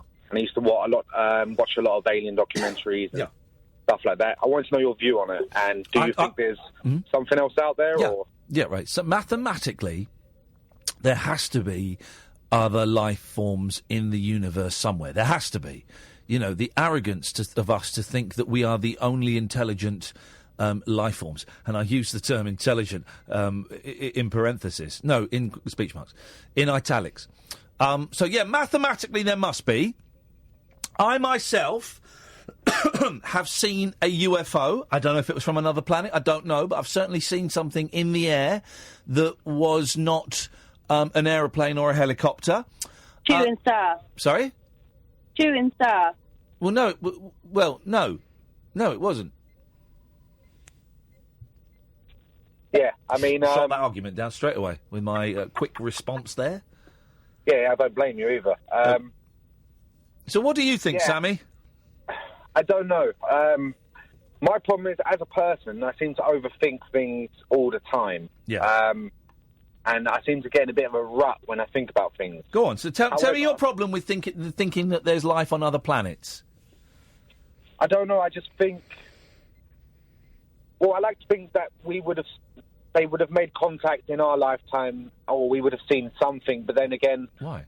I know I'm not naive enough to forget that our lifetime's very short in comparison to how long things have been going on. You're on this planet yourself, Sammy, for a blink of an eye. It's not a threat. If you feel threatened, that it's coming from you. It's not from me. But you and I are on this planet for a blink of an eye. This planet's been around for billions and billions of years. So aliens may have come like 20 billion years ago. Also, the aliens may be on the other side of the universe, and it's just too far for them. They may not be as technologically advanced as we are. They may be communicating in a way that we don't recognise. There we go, you see? Yeah, of course. I don't... I tell you what I don't buy. I don't buy these American hicks that have claimed to have been bummed up by an alien. I don't think anyone has been bummed up by an alien. I don't think that has happened. That is, in my opinion, just a bandwagon to jump on. Yeah, you know? yeah, that's the kind of thing your girlfriend would say just to get some attention, right? Yeah. Whoa! Steady on. Steady, I can't. I must. The gentleman in me must immediately apologise for that outrageous slur to imply You that are not forgiven. No, okay, and nor should I be. All I would ask, madam, is that you do not report what I've just said to Ofcom. Otherwise, I really could be in very, very serious trouble. It's a deal. It's a deal. Thank you very much indeed. Totally suckered her there. Your microphone is still on. Hashtag me too. No. Ian. Yes. Ian, do you believe that the whole link between the Egyptian times and ancient aliens? This guy's speaking my language. Here's my theory, right? It's not totally my theory. Eric von Daniken, Chariot of the Gods. But here's my theory, right? We lived on Mars millions of years ago, right? Humans lived on Mars. And at some point, they're going to find on Mars a TV remote control or a piece of Lego, right? And you wait. There's going to be live pictures coming from the Mars rover. Yes. And we can see the Mars rover is moving towards something there. It's zooming in. Oh, my God. It's a wheel from a Lego car, and it's a Lego Batman. That's what we're going to find out, right? I reckon that millions of years ago, we lived on Mars. There was a disaster of some kind. It was either man-made. It was either a war or it was a natural disaster that killed the planet off. But they fired off like 5 rocket ships filled with different skilled people that they thought they would need to survive on planet Earth. Okay, and one of those rocket ships landed in Africa. One of those rocket ships landed in the Americas. One of those rocket ships landed in Europe. And I don't know where the other two are. One in the sea. They proceeded to create what we have now. Yeah, and we are Martians. And then Catherine goes, oh, yeah, but how come there's no evidence of that? I said, well, there is evidence of that. Well, where is the technology? Well, the message has been passed down, and it's like Chinese whispers, right?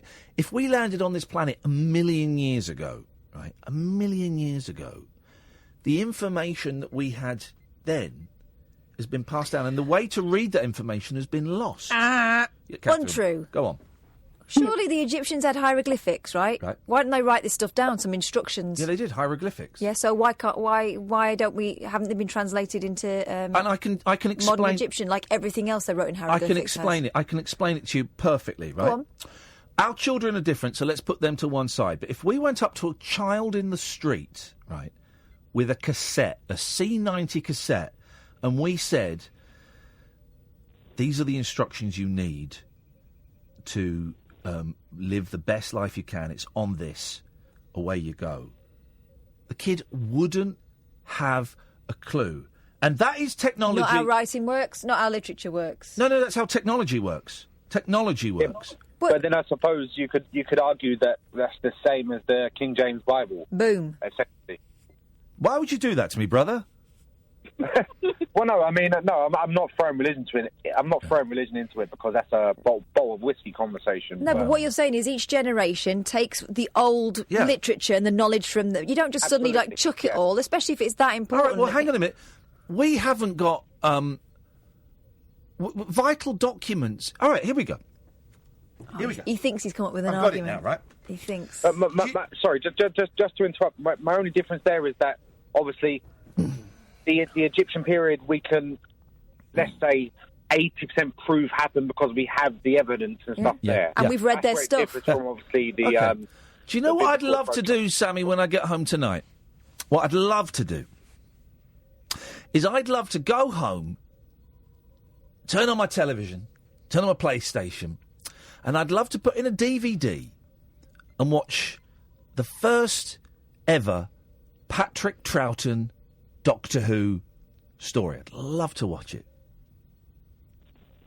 What's your reasons for that? I can't watch it. Because it's been wiped. It's been wiped. It was wiped. Now listen, that was something. No, you listen to me. You listen to me. You listen to me. That was something that was broadcast 53 years ago. 53 years ago. And we don't have it anymore. And back then they thought it was throwaway because it was entertainment, right? Yeah. You're talking about the keys to civilization. No, I'm not. I'm talking. People aren't going to go, we don't need this old stuff anymore. No, because the people always assumed that we would always know that information. We don't know that information. It's been wiped. The technology that we've got. You try putting Sanskrit into a Mac. Doesn't work. No, but there are people. There are scholars of Sanskrit who can translate them for you. Oh, those boring arseholes. Doesn't work. Sanskrit is completely different. That's greedy corporate guys against greedy corporate guys. That's a completely different ballgame. What? Oh. And now we've both ganged up again on Sammy. This is what I like. Now I'm back. Now I'm in familiar territory. Well, Sammy, I hope that's cleared up a few issues for you.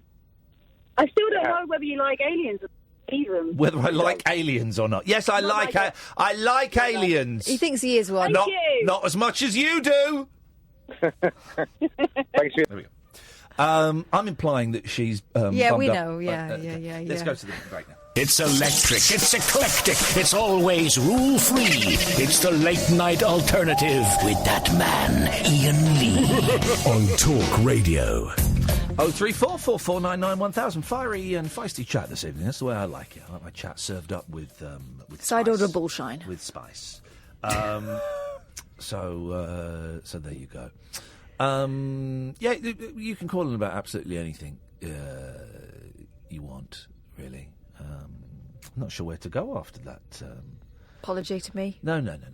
To the truth? No, to the truth. You can't handle the truth. I've never seen that film, The You Can't Handle the Truth. I have. I can't remember much about it. There's a picture of Jack Nicholson in the paper today, and they're saying he's fat.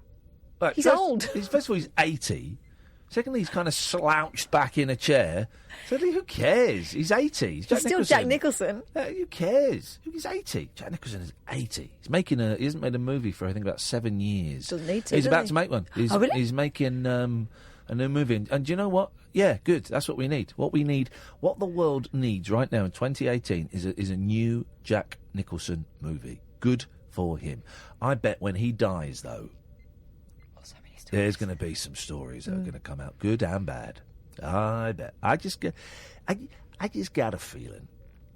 I'm Jack Nicholson.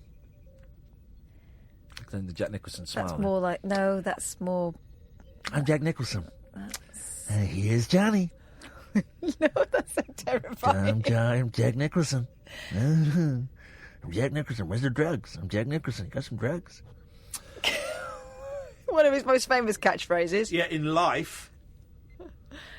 Jack's back. Oh, look, Lane, a very wise person whose contributions I always enjoy. Not being a kiss ass here, dude, but you are right.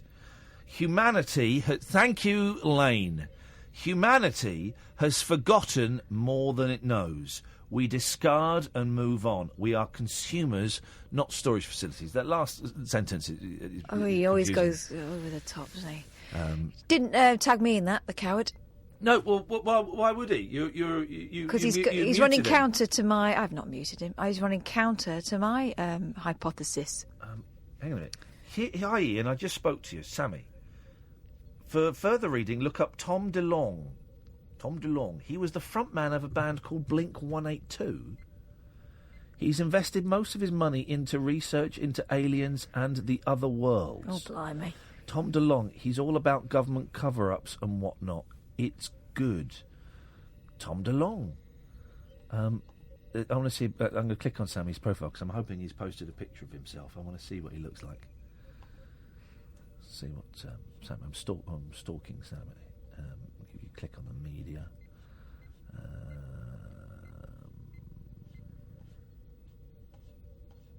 Oh, this guy's a dick. He's not posted any pictures of himself. Oh, we all know what that means. The Elephant Man. Yeah, I don't like that guy. Okay, so well, it's been a feisty couple of hours, and now I'm not quite sure. I'm not quite sure where we can go today with this. I'm not quite sure where we can go.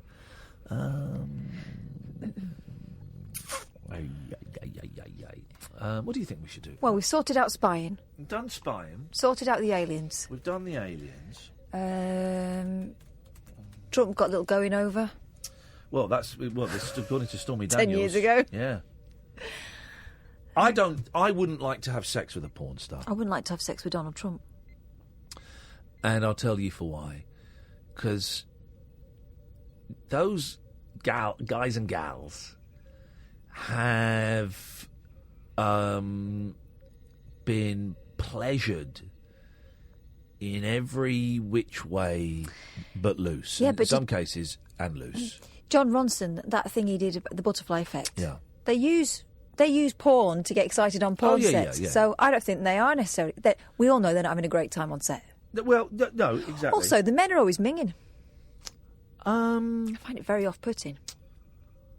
I'm not usually looking at the men, but no, I would disagree. I would disagree. I think they often spoil it. What strikes me... I tell you what confuses me about pornography, right, is why do all the men... Why do all the men have such tiny penises?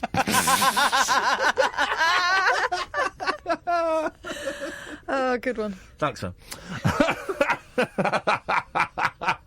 What an idiot. What an idiot. 0344 499 1000 is the telephone number if you want to give us a call. Here we go. Every now and then a vapist story comes up, and all I do, right, with the vapist stories, I just put them out there and just watch them pile up. For about 3 or 4 years now, I've been saying, no, I'm not convinced that vaping is the saviour that everyone says it is. And I started off with no evidence. Just a hunch. Just a hunch. Columbo. And just gradually over time, more and more evidence presents itself, as I knew it would. We're in it's like... smoking has been around for 500 years. Vaping has been around for 15 years. What I have noticed about people who have swapped cigarettes for vapes... Is they're more boring. Well, and then if you say to them, but it's still not proven to be safe, you get this argument. La, la, la, la, la, but it's still safer than smoking. Here's a great one, right? Here's a great one. And a few times I've talked about vaping and people said, yeah, but... Would you rather your kid smoked cigarettes or vaped? Honestly? Yeah. Cigarettes, at least you can smell it on them. Wowzers. They're going to come back, right, when we were kids, they would give away signs that you'd been smoking and your parents could address it with you, right? Excessive use of polos, a lot of links going on, and the fact you smell of fags. These days, you're not going to know. No. And you won't know what they're smoking. Well, here's the thing. You will know. Children who try e-cigarettes are 12 times more likely to smoke tobacco, researchers found. Duh! I've been saying this for years. Scientists have uncovered strong evidence of a so-called gateway effect, according to the first UK study of its kind. Of course they are. Here's the thing. This is why people start smoking silk cut and they end up on Benson and Hedges, because silk cut is a pussy smoke and Benson and Hedges is a man smoke. That's the way it is. You just know that. Silk cut light. Training fags. Gonna get 10. I don't think they do packs of 10 anymore. I heard someone Don't say. they? No, I think you've got to go straight And in. how expensive are fags now? So, it's like 12 quid a packet, 15 quid a packet. No. For 20 smokes. You're having a laugh. The results are highly controversial because public health officials have been promoting e-cigarettes as a safe way of quitting smoking. Well, it doesn't mean that that's necessarily not true, but it does mean, as I have been saying, if kids start vaping, they're going to start smoking, and the week after they'll be injecting brown. Researchers from King's College London and Cancer Research UK looked at 1,100 children aged 11 to 18 who were subsequently followed for 4 to 6 months. Really, Cancer Research UK? You're following children? At the beginning... Anyway, so that... I'm just going to put it out there. Just putting it out there. It's just out there. All I'm saying is, as I've been saying for the past 3 or 4 years... Children who try e-cigs are 12 times as likely to start smoking tobacco. So when they say, would you rather your kids smoke fags or vape? I'd rather they didn't do any, and I'd rather that you vapists didn't normalise addiction by vaping in the street, vaping in your cars, vaping wherever it is you vape. And I'm glad so many places now are vape-free places. I'm really glad of it. I do think we should have some bars and restaurants where people are allowed to smoke if you want. I think that would be kind of cool. But I'm so glad because you vapists really are the scum of the earth. 0344 499 1000 is the telephone number if you want to give us a call. Another hour of this absolute tosh coming your way. You're listening to the Late Night Alternative, weeknights from 10, only here on Talk Radio. The Late Night Alternative with Iain Lee on Talk Radio. We have ways of making you talk. Sorry, I meant to ask for a bed. Who's pausing with what? A bump? A baby bump. What? Who are those people? I don't know who. Here's what I always. The Twins news is more exciting than the sport. Here's what I always think. Right, if you're told as a newsreader you've got to fill 2 minutes and 30 seconds or 3 minutes, whatever it is. If there's not enough news to fill it, don't fill it. Don't fill it. Honestly, if there's, I don't want to go at that young lad, as it feels like I'm doing every night an hour. He's trained from the Mario School of Journalism, but I don't just mean this guy. I mean the problem with this started with 24-hour rolling news, right? Where, but when I was a kid, you had the local news at tea time, and then you had the big news at 9 o'clock and at 10 o'clock, right? And that was it. That was it. And if something quite big happened, you wouldn't know about it until the local news or the big news. Oh, well, there might be a news flash if it was that important. I was about to say, this was a medium thing. If it was a big thing, if the Queen died, there'd be a news flash, right? There'd be something like that. But if it was just a medium-sized thing, you'd wait until 10 o'clock and they go, and today, there was like some bloke got shot and stuff. Oh, blimey. But now, with rolling news, and I've been part of that machine. I've been on Sky and this station, and other radio stations. Everyone feels the need to fill with stuff and get opinions. There's a terrorist expert. What does that even mean? Who used to be in our patch, and he's always on the radio and the TV, giving his opinion on terrorism. You know, when something happens, they'll get this guy on, and he's a lecturer, I think, professor, and I don't think he's very good. I don't think what he's. I think I've argued with him in the past. I don't think what he says. And also, all right, even if what he says is good, right? All it is, it's him guessing. He's never been to an ISIS training camp in Afghanistan. He's never, worked alongside the women that are abused and raped in ISIS. He's guessing. He's probably read a bit more than us, in terms of interviews with people that have come back from there. But apart from that, it's a guess. My favourites are the royal correspondents, because the royals do not talk to those people. The best one, I've told you this before, this is great. Funnily enough, I saw someone today from BBC WM, where I used to work, a local BBC station in the West Midlands. I used to do a show Friday afternoons and Saturday mornings, right? It was a silly knockabout fun thing. And one of the last times I was there, William and Kate were expecting the daughter, the girl. And I was just praying. I was praying, please don't have it during my show, because I couldn't give a stuff. Could not care less, and I don't want to. And I know that there was a new boss there. And I was thinking, the new boss is going to make me talk about it. Oh, yeah. So we're doing the show, and then my producer comes in and says, she's just had the baby. It's a girl. No one knew what the sex was until then. And we've been told that we have to get an expert on. And I knew there was no point in me arguing with him or arguing about that. I thought personally it was a wrong call. It was a lazy call. But I went, just get an expert on and we'll talk to him. So I got an expert on, this old boy. And we said, I think his name was Richard or something. I don't know what it was. I know exactly who it was. Richard, exciting news for some. And I was kind of playing it down as much as I could within their framework. Exciting news for some.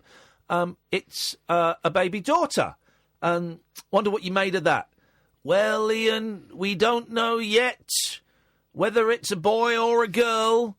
The speculation is it could be a girl. And he's going to this thing. I was thinking, okay, maybe I'm misreading what I'm seeing on BBC News now, because it says she's been born and it's a girl. I said, okay, Richard, but I'm sure it's a girl. Are you telling me that that's not confirmed? Well, Iain, we won't know for sure whether it's a boy or a girl. The rumours are it will be a girl. We won't know for sure, of course, until the baby is born, and we're expecting it, hopefully, at some point today. I went, Richard, you should probably turn the telly on, because it's been announced that it was born about 5 minutes ago. Has it? Well, I was just in the toilet, so let me. And he said, let me switch the television on. Yes, Iain, it is a girl. And then he just started reading off what was on the telly. And I pissed myself laughing. I was in hysterics, because it goes to show that the experts are guessing, right? And then we did like a silly phone in. What would you name her, right? And people were phoning in with like She-Ra. It was. But we were encouraging. We weren't disrespectful. We weren't rude. But people were phoning in with stupid names, right?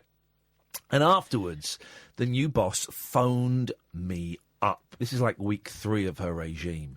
She phoned me up, and I said, and I said, right, just tell me, am I in trouble? She went, well, I'm not happy. I said, right, you told us to get an expert on. We got an expert on. I think it was a bad call to do that, and it proved it because he didn't know. Well, he should have been briefed. Your producer should have briefed him. And I just laughed. Producer always gets it. And I just laughed and went, yeah, or we shouldn't have got an expert, because no one in the real world cares, right? And then she said, and that thing where you naming the baby was outrageous. It was and it wasn't offensive. I made sure we were well within the line on that. It was funny, man. People coming up with funny names, and we were laughing a lot. That was. I'm really unhappy with the way this is planned out, and I was gutted, because I want to do shows. I don't want to get in trouble. And then 2 weeks later, I'm in WH Smith's, right, and the because the BBC has heads of regions that are responsible for maybe 10 stations each, right? And the head of the region came over to me and he said, Iain, can I have a word? I was like, oh, Jesus. It was nice working here. He said, can I have a word with you? I've got to say, your treatment of the birth of the princess was fantastic. Absolutely spot on. I've played recordings of that to all of the other stations in the region. That's exactly what they should have been doing. It was fun. It's not a major royal. She probably won't be queen. It was fun. The thing with the expert was hilarious. Did you set that up? I said no. The naming thing was great fun, and it was easily the best. And it's no exaggeration. Exactly what he said to me. This is easily the best covering of that royal birth on the region, and I'm really proud of it. I'm going to send it up to Tony Hall. I said, right. That's interesting. Could you have a word with Sarah? Because I had a bollocking for that show. And he went, well, yes, I know, we do disagree on some things on terms of our... He never told her, of course, you know. And it just goes to show, you know, this whole let's get experts on and, you know, no, it's all guesswork. It's like when we do the show and there's been like, you know, like some idiot driving a van at people on London Bridge or wherever it is. You know, it hasn't happened, but when it's happened...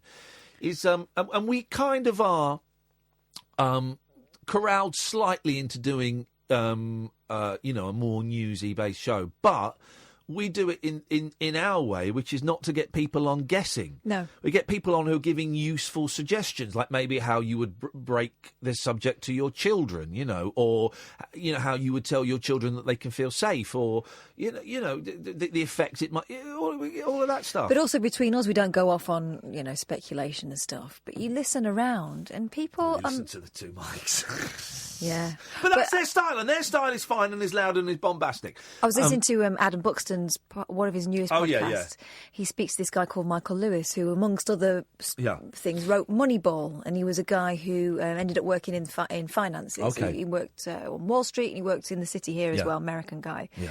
And he said, any financial expert telling you that they know what's going to happen is a liar. Yeah. He said, because what you've got is a best guess, right? And whenever people ask me to make a prediction, I always tell them, I'm not going to do that because I don't know, and neither does anyone else. It's the whole news thing is rubbish, and Sky and the BBC should just cut their losses and go, do you know what, we'll do news at the top of the hour and see how that goes. Yeah, do you remember when news used to be exciting because stuff had happened in between and you didn't know? But the thing is, now they're competing with Twitter and you can't really. I get all of my news facts from Twitter moments. I do, actually, because I've got this weird thing and it keeps popping up on my phone. My laptop, where I get the New York Times or the Times pops up news things on my computer. So somewhere, obviously, I've signed up to something, and I've gone to the Times website and unsubscribed from everything, but it still just keeps popping up on my computer like a little headline and stuff. And I think, I don't want that rubbish. I'm quite happy being blissfully unaware of what's going on in the world. I'm away next week. I'm going away Saturday, and I'm coming back Sunday the week after, and then I'm staying over the road because I'm doing GMB on the 26th, Monday the 26th. Good Morning Britain. Good Morning Britain Thursday and Friday this week as well, guys. And I'm away, and I'm taking loads of books with me. I've got a few Bob Dylan books. I'm taking my PlayStation, taking my Retro Pi, and I'm taking a load of karate films. Bought a brilliant DVD, Blu-ray. 2 hours of kung fu movie trailers, just trailers for movies. And they found them in like a restaurant in Birmingham or something. Like these lost 2 hours of insane karate and kung fu film trailers. And I'm going to do that. I'm going to go for long walks. I'm going to play video games. What about that mandolin? Oh, take the mandolin as well, yeah. You take the mandolin. I'm going to learn how to play the mandolin. And for a week. That's what I'm going to do. Going to stock up on food. Tune out. Just tune out, man. And I'll have my phone on and stuff, you know, in case there's something wrong with the kids or something like that. But I'm what's the phrase? I'm going off grid. Oh. Although I might be on grid because you might see me if I'm online playing PlayStation games. But that's it. If you see me online playing PlayStation games, for God's sakes, don't tell me what's happened. I don't want to know what's happened. Now, here's the thing. Me knowing that Donald Trump has paid off an adult movie star doesn't affect my life. He sacked someone via Twitter today, didn't he? I don't know. Don't know. Don't know. But there's no revelation there that Donald Trump is an idiot. And now I know that, my life is exactly the same as it was 30 seconds ago before I knew that. With respect, knowing, some of the terrorist things. When the idiots, whatever bridge it was, Westminster Bridge, is it? I don't know the names of bridges in London. When the idiot was driving along Westminster Bridge and mowed people down and murdered them, right? It changed my life for like 12 hours the next day, but that was it. It's had no real change. I mean, knowing that, it's sad and it's tragic and it's horrendous, but it's not had any impact on my life directly. No, and the other thing is that it's not, they say, well, what you do is you stay vigilant. People were being vigilant before. No one can anticipate that kind of thing. Me knowing that Philip Schofield had done a brave walk across a bridge for those people that lost their lives. It doesn't. Donald Trump having talks with Kim Jong-un doesn't. So what? Doesn't have any impact on my life. Most of the news, right? Front pages of the papers. Right, front page of the Mirror. Jamie Carragher. Doesn't affect my life. The guy that spat doesn't affect my life. My life was no different since knowing that story as it was before. The front page of The Sun, we've Vlad enough. Theresa May's got a deadline at midnight, which has passed, and my life was no different before I knew that. Was no different at 11:59. It's no different at 12:15. The Daily Star, the bloke spitting, and the Mail is getting putin. Has no impact on my life. Has no impact on my life whatsoever. And it's all meaningless to me. So next week, I'm out. I'm out of here, guys. I ain't listening to the news. I ain't listening to talk radio. I ain't listening to absolute... I'm listening to... It's too late. Double Dump. I mean, don't... Double Dump go off? Double Dump doesn't work anymore. Oh, man, let's go to the ads. Moonlit musings from mums, madams, and meat packers. Oh, never mind, I must have misheard. The Late Night Alternative with Iain Lee. The station's brilliant. On Talk Radio. 0344 499 1000 is the telephone number. We've talked about spies, Russia, the pointlessness of news, and all kinds of things. And if you've just tuned in, you missed Chris Difford in the first hour from Squeeze. It's bloody good. You'll be able to hear that as a podcast tomorrow. It's on my YouTube channel now if you want to go and watch it. And Paul Ross will be here at 1 o'clock. 0344 499 1000 is the phone number. Let's go to Freddie. Good evening, Freddie. Oh, how you doing? I'm ready, Freddie. I was just listening to what you were saying about news and stuff just then. Yes. I was thinking, don't you think that it's really difficult to distinguish what is important from what is not important? Go on. Like, because it's like the drone of news. It's like background noise all the time. Mm-hmm. So, like, when you can't distinguish, it could be something that's happening with a celebrity, which you've been kind of part of recently. You'll know what I'm talking about. Yeah. And then it could be like some poisoning from Russia that we're all expected to believe in.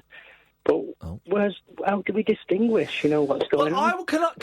But I don't think either of those stories are important. I don't think either of them are important. So, celebrities' private lives, who they're shagging and what they're shoving up their nose, doesn't bother me in the slightest and no concern of me whatsoever. Also, a fella I'd never heard of and his daughter, it's really sad. I'm not making light of it. It's really sad and it's tragic. But being poisoned by whomever, my life has not changed since then. And it won't. I think it's really, really sad. And I get people say, well, if it was Russia and it's on British... All of that. I get all of that. I get it. I get the story. But it doesn't impact me at all. My life is no different for knowing that. Yeah, but it's like you've become part of the news recently. The last time I spoke to you, we were talking about the jungle. Yeah. And we were talking about microdosing acid, and I thought, God, I might have got Iain in trouble here. Because these stories started to appear in the paper. I hope I've not said something terrible, do you know what I mean? Well, no, I think I know what you mean. But moving back to Russia, you implied there that you don't believe that the Russians were responsible. Well, it's not that I don't believe it. It's just it sets the whole thing up not to be believed. Because when you're told so many stories that end up... I mean, it's not that they end up not being true. It's just they end up pushed by the wayside or kicked into the long grass. So something that's important this week will seem irrelevant next week. So it's really difficult for the general public, I think, to have any sort of handle on what's important. Here's what the general public should do. Stop watching news channels. Stop watching news channels. Is the news at 10 still on at 10 o'clock, Catherine? Yes. Let's say yes. Watch the news at 10. Watch your local news. Well, no, do you know what? Don't even watch those. I used to watch Newsnight. You know, Newsnight with Jeremy Paxman. Yeah. Paxman disappears, the whole world goes mental. Yeah. I've never watched Newsnight. I've never watched it. I've never watched Question Time either. I do like listening to Any Questions, which is the radio equivalent, but I like it. Oh, yeah, on Radio 4. Yeah, but I like it because I listen to it as wallpaper. Right, it is what I like the background in the background. Yeah, I like the sound of it. Don't you feel those things are so set up though? Because you'll get a panel of people that are. I mean, I'm not saying the arguments are rehearsed. I'm saying that the people are selected. Yeah. And the way and somebody is steering that conversation, aren't they? Do you know, it's like when you watch Question Time. Yeah. You get the sense that the debate is being steered in a certain direction, don't you? Well, I don't know, because I've never seen Question Time. I do know with Any Questions that the panel, because they have to, because it's the BBC, and I know people accuse them of bias, and possibly there is in some places, but the panel of, I think it's 4 people they have on there, it has to be really well balanced. And there was actually a point when they were having UKIP on too many times. But I think that's the problem the BBC has, though, because...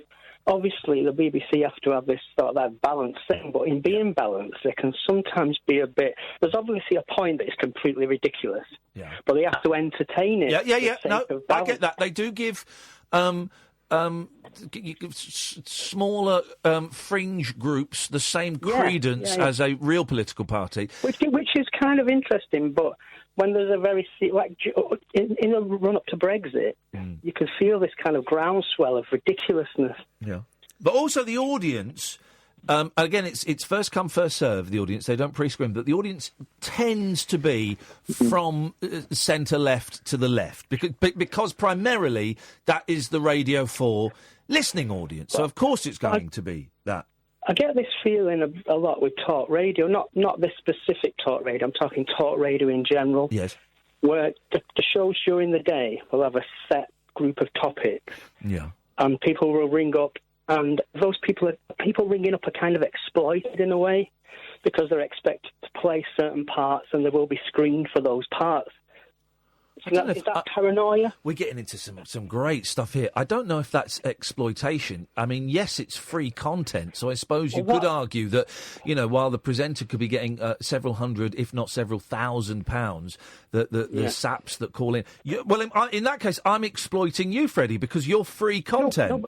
Well, this is what I'm saying, is your show isn't agenda-based. I mean, you do have certain topics, and you will kind of mention something maybe that's been in the news, but if somebody rings up and just wants to talk about, I don't know, they might have a problem with alcohol, or they might have a problem with something... Well, but then that could be argued that is an agenda. This show, certainly, we like to say it's agenda-free and it's formless and shapeless, but actually...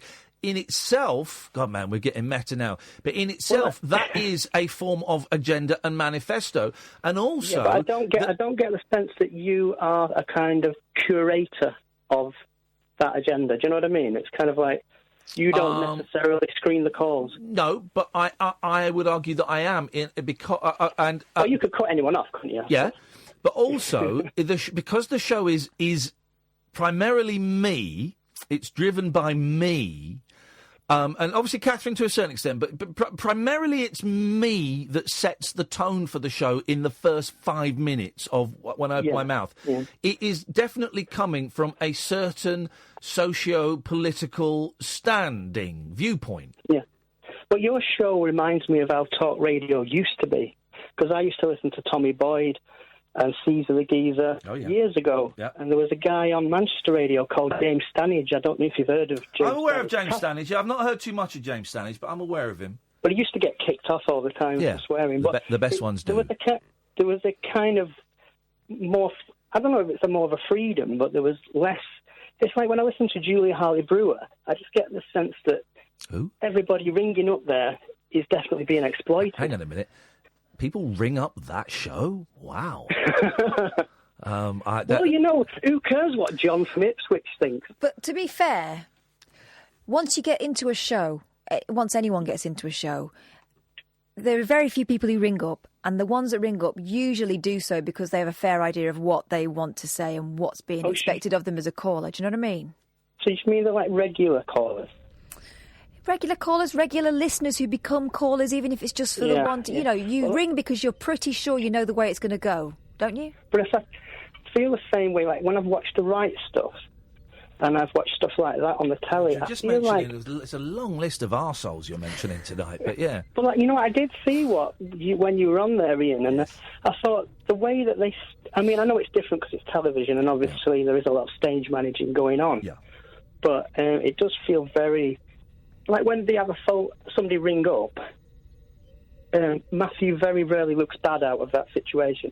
Oh no, but any phone-in show is designed to make the host look good. You know, any shows up until about a year ago, I had faders here, so I could fade you down. I haven't got them now, but I can certainly take you off air, and I can certainly cut you off. I can certainly remove you from the conversation for a bit, and then bring you back in. And I will always have the last word. So the host, if the host comes off looking bad, they're a bad host.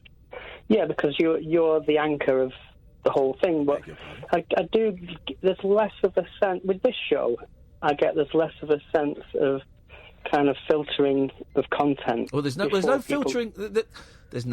There is very little filtering of calls. There is a little bit this week because I've just decided to put a few people into the sim bin. But I am one of the few radio hosts that can admit I'm wrong. If someone presents something that I'm completely wrong, I can you know, I've learnt to say, oh, do you know what? I think you're right, and you've changed my way of thinking, or I apologise, I was incorrect. Also, you know, as a producer, I'm in here. I'm not next door asking people what they want to phone and what they're, you know, and writing it on the screen. In fact, I don't think I've ever written where someone's going to take a conversation on the screen for you, Ian, because I prefer, and we prefer, I think, to hear the conversation unravel naturally. Anyway, I don't know. Go on, last thing, because I don't know how interesting this is for the casual listener. But go on. Yeah, the kind of meta talking about talk radio on talk radio. We're gazing at our navel. But I was sort of trying to say that this is kind of how talk radio used to be, you know. Well, the way you present. Yeah. So, all right, Freddie, nice one. Thanks very much indeed. Who's filling in for me next week? Is it Boyd? People are saying on YouTube it's Boyd. Why would I be told? Why would you know? Of course. Why would you know? I don't know if that conversation. I was enjoying it. That's a kind of late night.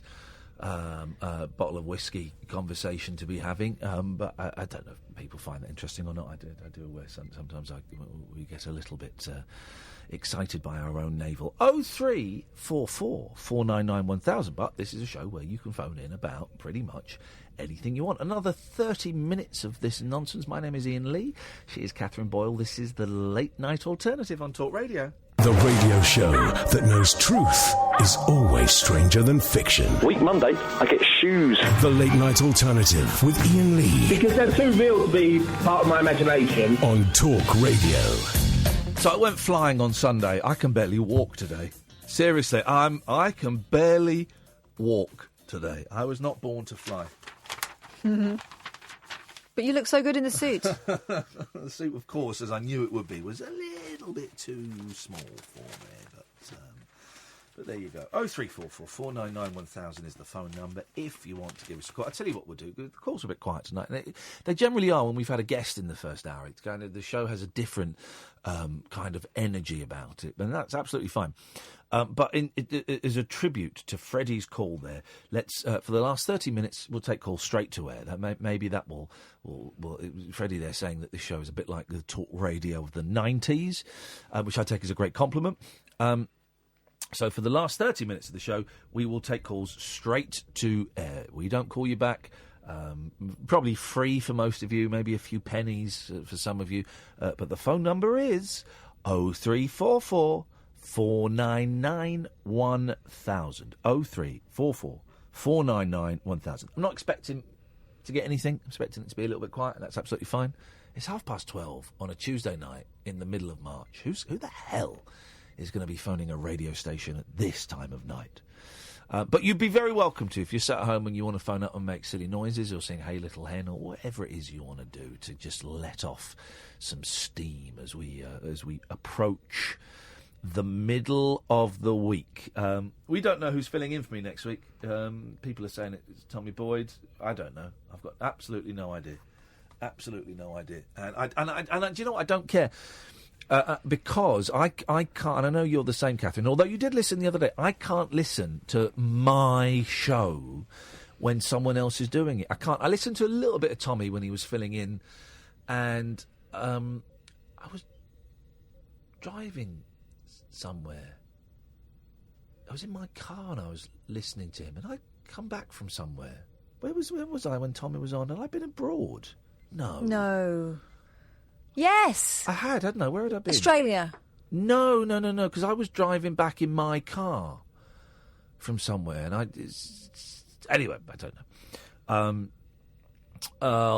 So no, I can't listen to the show when I'm not doing it, because I feel like I'm missing out with on having fun. It feels like my show. I don't. Well, it is my show. I don't want to see it. It feels like it is my show for the next 15 months at least. Anyway, 0344 499 1000 is the telephone number. If you want to give us a call, calls will go straight to air between now and 1 o'clock when Paul Ross comes in. 8 British tourists. Listen to this. This is outrageous.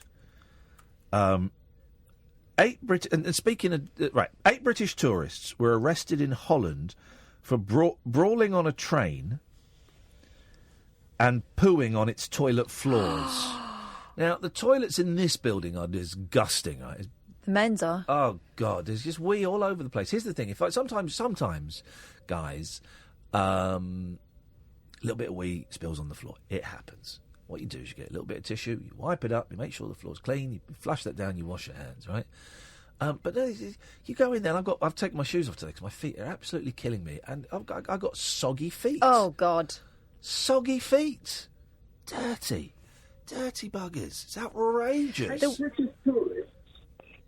Hello, caller. You love Timmy Mallet. Thank you very much indeed. Talking to Tommy Boyd, you love Timmy Mallet. 8 British tourists were arrested in Holland for brawling on a train and pooing on its toilet floors. Police were waiting for them in Amsterdam after reports up to 15 tourists have been fighting on the high-speed train from Brussels, Belgium. I bet Europe can't wait to kick us out. I bet they are so relieved that we are leaving the EU because of this kind of behaviour. A police spokesman said they also made 4 toilets unusable by defecating next to the toilet instead of in it. Wow. It was an unbelievable mess. I mean, why would you... I remember someone once at school did a poo in the urinals, one of those long urinals, and there was a big... A stink. There was... Well, there was. Yes. Hello, caller. It was an unbelievable mess. Hello. You're on the air. Turn the radio off. Right.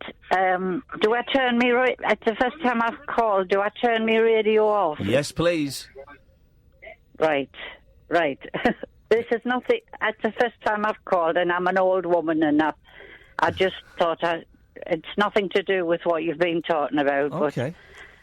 But what I'm thinking about your 2 little lads, and I had 2 little lads like the age of yours, and I'm thinking about the Easter holidays. Oh, yes. And I thought maybe you... wanted to come over for a cup of tea, but I barely know you. No. What it is, I'm dead nervous. I've never done this before. Don't be nervous. Right, okay. Have you ever took them camping? I hate sleeping in tents. I hate it. Is that what you're planning on doing?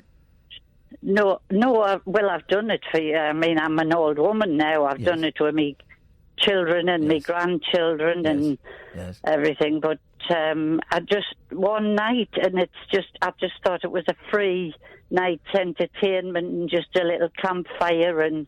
Oh God! What do you mean free? So where did you go camping then? Oh, I went. When I was the boys were 9 and 10, we walked the whole Pennine Way.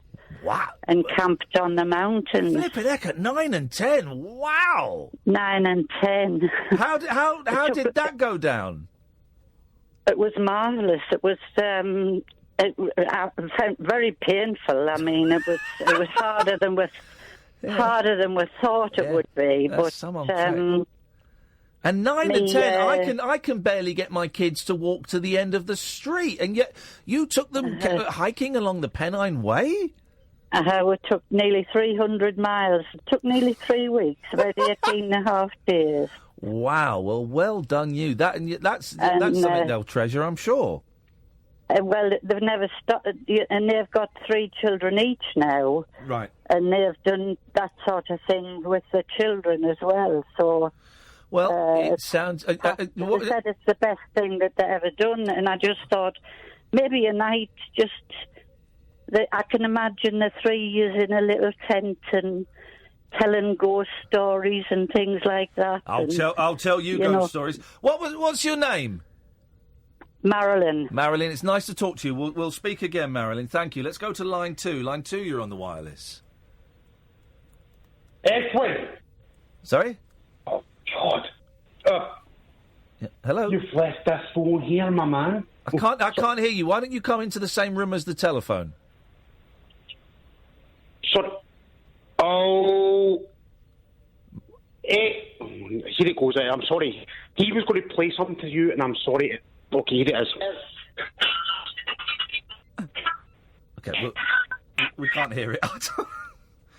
Hello, line 3. You're on the wireless. Jack Eyes. Sorry, I had to do that. That's okay, man. I can't hear you very well, but thank you. Have you had a nice day? Yeah, it has been a nice day, actually. I'd recorded some stuff for BBC Radio 4 Extra, which is always nice. I like going in there. I like doing that. Little wander around. I'm trying to walk more, so I parked here and then I walked in, and I think I've got close to my 10,000 steps today. So, yeah, it's a good day. How about you? Oh, really good. Yeah, it's a good day, man. Oh, dude, it's a terrible, terrible line, man. Thank you very much. Let's go to line 4. 4, you're on the wireless. Hey, can you hear me? Unfortunately, yes. Who is this, please? Hey, cheeky. I'm Serena. I've just got back from work, so. Oh. But I was ringing in just quickly because I'm just getting out of my car now to get into bed. Oh. And I've just heard, and I just heard the previous call called Marilyn. Yes. And it was really nice hearing her voice because she sounds just like my mum who passed away about 5 years ago. I don't know if she's from Hartlepool or wherever she's from, but she sounds just like my mum, so it was really nice. I just wanted to say thank you very much. Oh, what a lovely thing to phone in and say, Serena. Thank you for that. No worries. Have a good evening, guys. Get in bed quick because care. it's chilly out. Take care. Bye-bye. Well, nice call. Line 6, you're on the wire. Oh, no, line 6 is gone. Well, what a strange run of calls there. Lane's saying the same thing about Marilyn's voice. It's bringing back memories of his mum, yeah. Oh, well, there's me thinking it was another undercover. 0344 499 1000. Call straight to enter 1 o'clock. Stimulating nightly emissions guaranteed to open your eyes and your mind. Oh, my word. The Late Night Alternative with Iain Lee on Talk Radio. Strange old night tonight, a little bit quiet on the phone, so we've opened up the lines, calls straight to air, 0344 499 1000. You ring up and I just go line 1, you're on the wireless. Hi, Ian. This is Jerry. Jerry? Jerry from California. Oh, hey, you phoned up with your friend, didn't you, a few weeks ago? Yes, Nikki. That's it. It's weird because it shows up that you're calling me from Nottinghamshire, but I know you're not, and it's a weird kink in the system. How are you doing? I'm fine. I'm nervous. I thought the second time would be a little easier, but I'm just shaking. It doesn't. It gets It doesn't harder. get any better, does it? It gets harder and harder as it goes on until you end up dying. No, you don't. No, that escalated quickly, didn't it? I don't know. It's a weirdo thing. How's California today? Oh, it's okay. It's a little warm, but it's raining, so it's kind of that muggy kind of thing. I love it. I love it. The smell of petrichor. I love the warm, muggy rain. I love it. There's nothing better. I'm choking. Hang on. The warm rain. Oh, man. I like the rain. I like going out and getting wet in the rain. I don't necessarily like it then having to come to work and be soaking wet, but if I know I'm going home, I'll quite happily walk in the rain and get soaking wet. And then you've got the joy of being sodden and then getting home and getting out, stripping off, and maybe you have a shower, maybe you just towel down and you put on some comfy old clothes. It's a great feeling. Yes, and well, especially over here because it's usually hot. So when it does rain, we love it. We love the rain. If I was there now, I'd be in the rain in my bikini. That's what I'd do. That's exactly. Hi, Kath. Hello. Here's the thing: you sound so glamorous to us. Your American accent, the fact that you're in California, the fact that it's warm and rainy. Doesn't it sound glamorous to us? I could do the bit of that at the moment. It's been so cold, Jerry. Oh, thank you. Is your life glamorous? Do you live a glamorous life? Well, no, I don't. I'm kind of a loner. I kind of stay home. I mean, I don't have to work or anything, but that kind of thing, yes. But it's like kind of a miserable life because of the depression. I don't know if you remember. Yeah, I do remember. Yeah. About depression. Hey, did you send me an email? We did. You know what? Did you get it? Because I wasn't sure if it was the right email. Yeah, I did. You sent me a very nice email, basically saying, keep your chin up, son, and I appreciate that. And do you know, I very rarely, if ever, because I get so many emails, I very rarely, if ever, reply. But I did actually mean to reply to yours because I thought it was lovely. But I did get it, and thank you very much. Oh, you're welcome. I wanted to tell you that I also watch your Down the Rabbit Hole podcast on Periscope. Oh, yeah. What did you make of that nonsense? And, oh, my gosh, this was a Saturday. Oh, it was hilarious. Oh, that's very sweet. Thank you. Well, maybe we tried to do one when we were in New York last year. We tried to do one in New York, and then the venue let us down right at the last minute. But we want to do one in America at some point. That's the plan. Oh, my God, that would be great. I think one time you had a shirt.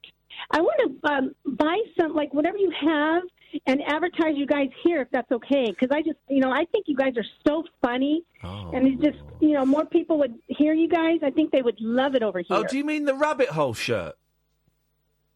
Yes. Okay, well, here's my friend Scott does those, and you can buy them from his website. But I know here's the thing, here's the catch. He's legally not allowed to sell in the States, but maybe we might be able to sort something out. I'm sure we could sort something out. But hey, listen, if you just keep spreading the word, and I don't know, I think you are on Twitter, aren't you? But if you keep tweeting to your American friends and telling your neighbours that they'd be very welcome to listen and very welcome to call in, and just keep. Here's the dream. Right? Here's my actual dream. Is to at some point in the future when my kids are old enough that it would not have such a negative impact on their life.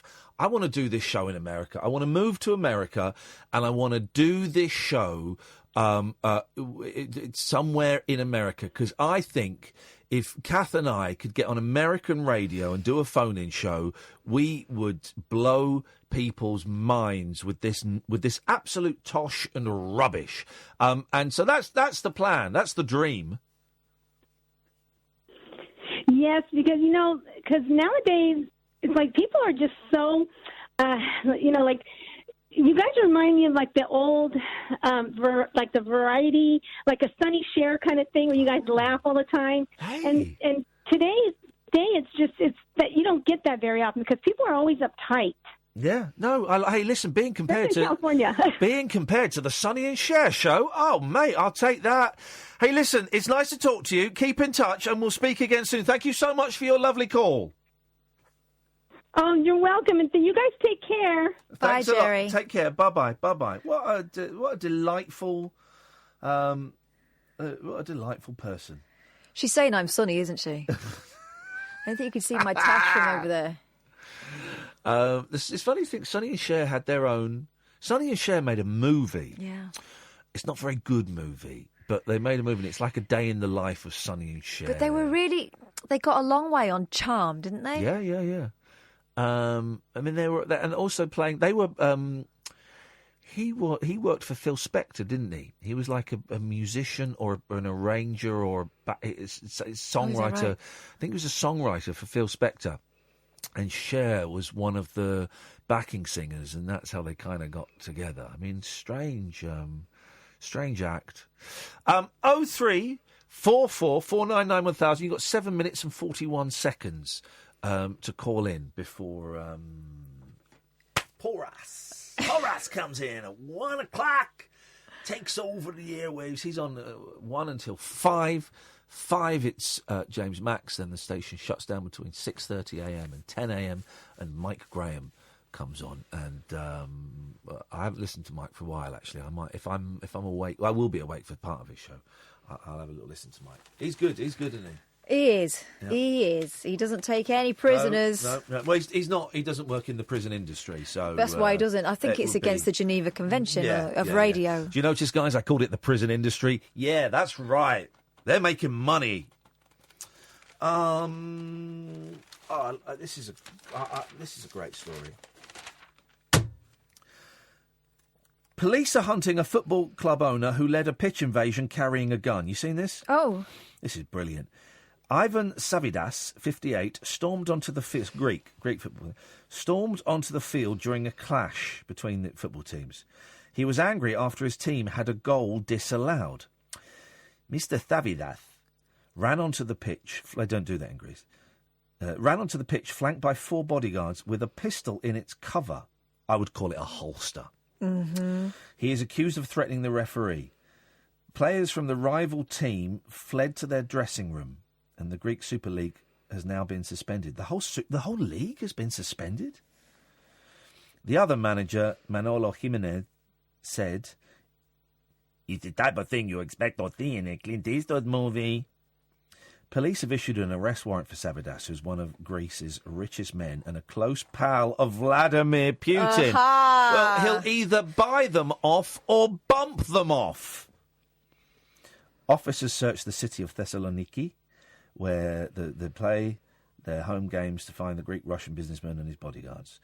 Christos Theodorakopoulos, a member of the Conservative New Democracy Party. Look, he's got a gun on him, Kath. He's packing heat. So he went in packing heat, though. It's not like, oh, right, I'm going to stage a protest and I happen to have a gun. He'd gone in, tooled up. He went in tooled up. You can't carry... You haven't got open carry in Greece, have they? I don't think they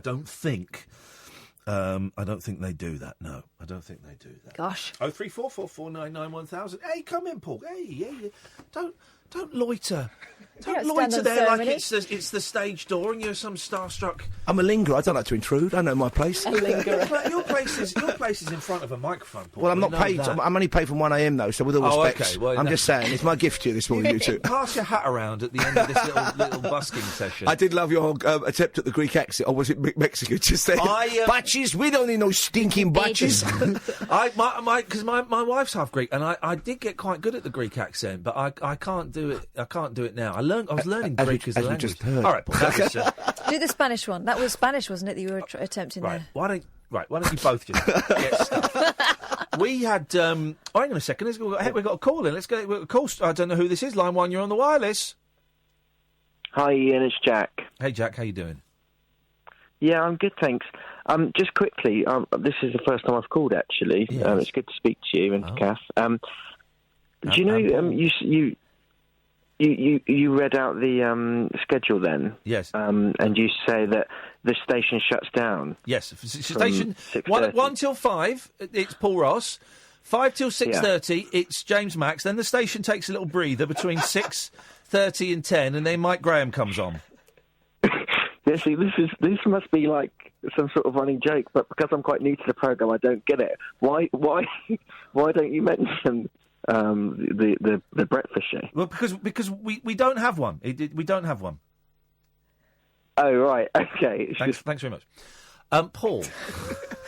Julia Hartless-Bruiser. We had, I don't know if you know, we had Chris Difford in earlier on from Squeeze. I didn't hear it, but I heard about it. Man, it was, I'm a huge fan, and he sat there and he's such a charming, proper, well-turned-out, smelt nice. Didn't he used to tour with, was his band The Fluffers? Was it Chris and The Fluffers? I think it was Glenn's band was The Fluffers, yeah. But it was great, and he sat there and he is one of Britain's greatest songwriters. I mean, they are, for 3 or 4, they were South London Lennon and McCartney's, weren't they? 2 or 3 years. Sometimes this job, man, you just have to go. When are you getting Brett from Suede on? I love Brett from Suede. I've got to read that book. You've been saying that for a month now. I've got. Do your homework. I've got a big pile of books. Get him on. It was only a slim volume, I thought. Yeah, I'm reading a book like about... Brett himself. I'm reading a book about Canadian comedy troupe Kids in the Hall. Then I've got to read a book about Jim Jones. Then I'm reading Brett Anderson from Suede. Jim Jones takes precedence. Oh, are you building to Brett? Is he your treat at the end of the tunnel? What is on your show tonight, Mr. Tonight, Ross? well, we are talking bumblebees, we are talking the demise of the 1 and 2p coin, but I'm delighted to celebrate the life and work of a man who was at #1 in the US charts on this date for 3 weeks, 1962, Bruce Chanel. It's not him we're celebrating. On that great record, Hey Baby, you can hear the harmonica. Hey, hey, baby. Oh, right, And there's a harmonica. Well, Delbert McClinton, who played harmonica on that track, there we go, made enough money to come to this country and tour. He bumped into somebody called John Lennon and taught him to play the harmonica better, which is Love Me Do and Please Please Me. Oh, come on, man! Delbert McClinton, what a legend. I wondered how you were going to turn that round, and you did it with absolute style. And also the main vocalist from Fred and the Playboys, Judy in the Disguise with Glasses, was also born on this day, and of course that was inspired by Lucy in the Sky with Diamonds. Of course, it was. I'd never researched the actual connection, but it was. I think they're just being cheeky. I think they're being cheeky, weren't they? But it was a bit. And also on the show we are talking about what might lie below the liquid surface of Jupiter, and whether or not we're heading off for Mars in 2 years' time. So it's a mixed bag. Man alive, you're covering all bases. That's the first 15 minutes. The way I speak, I've been told, loads of people are texting me and tweeting me saying slow down, but I'm always like this. I think it's being the eldest of 6 kids. I had to compete. Can we cue the sad music? I had to compete for my parents' attention because I've got no memory of any time when there weren't younger siblings, because my next brother Simon was born when I was just 18 months old. Oh, blimey. Thank you. It was a tough life, seriously. 18 in a shoebox. My father used to beat us to sleep with a broken bottle. Is this sad music? It's making me sinister. It's what they play on The X Factor when you find out that the boy's singing it for his nana who died of cancer the week before. Dear. It's that. You nailed that. I love your backstory. You lost a family member in a hideous accident. That was my attempt at a Greek accent. Paul Ross at 1 o'clock. Thank you, Paul. I'm looking forward to listening to that on the drive home. It's always a joy. We are done tomorrow night, or tonight at 10 o'clock. We've got Gail Porter coming in, which I'm really looking forward to, actually. That'll be nice. If you missed Chris Difford from Squeeze, it was an absolute joy. You can watch it on my YouTube channel. It will be out when we get in tomorrow evening as a podcast, and it's well worth listening to. Absolutely fabulous stuff. Thank you, everyone. Thank you, Sam. Back tonight at 10. Thank you, Mr. Ross. Until then, from us, ta-ta, but here's Paul at 1 o'clock.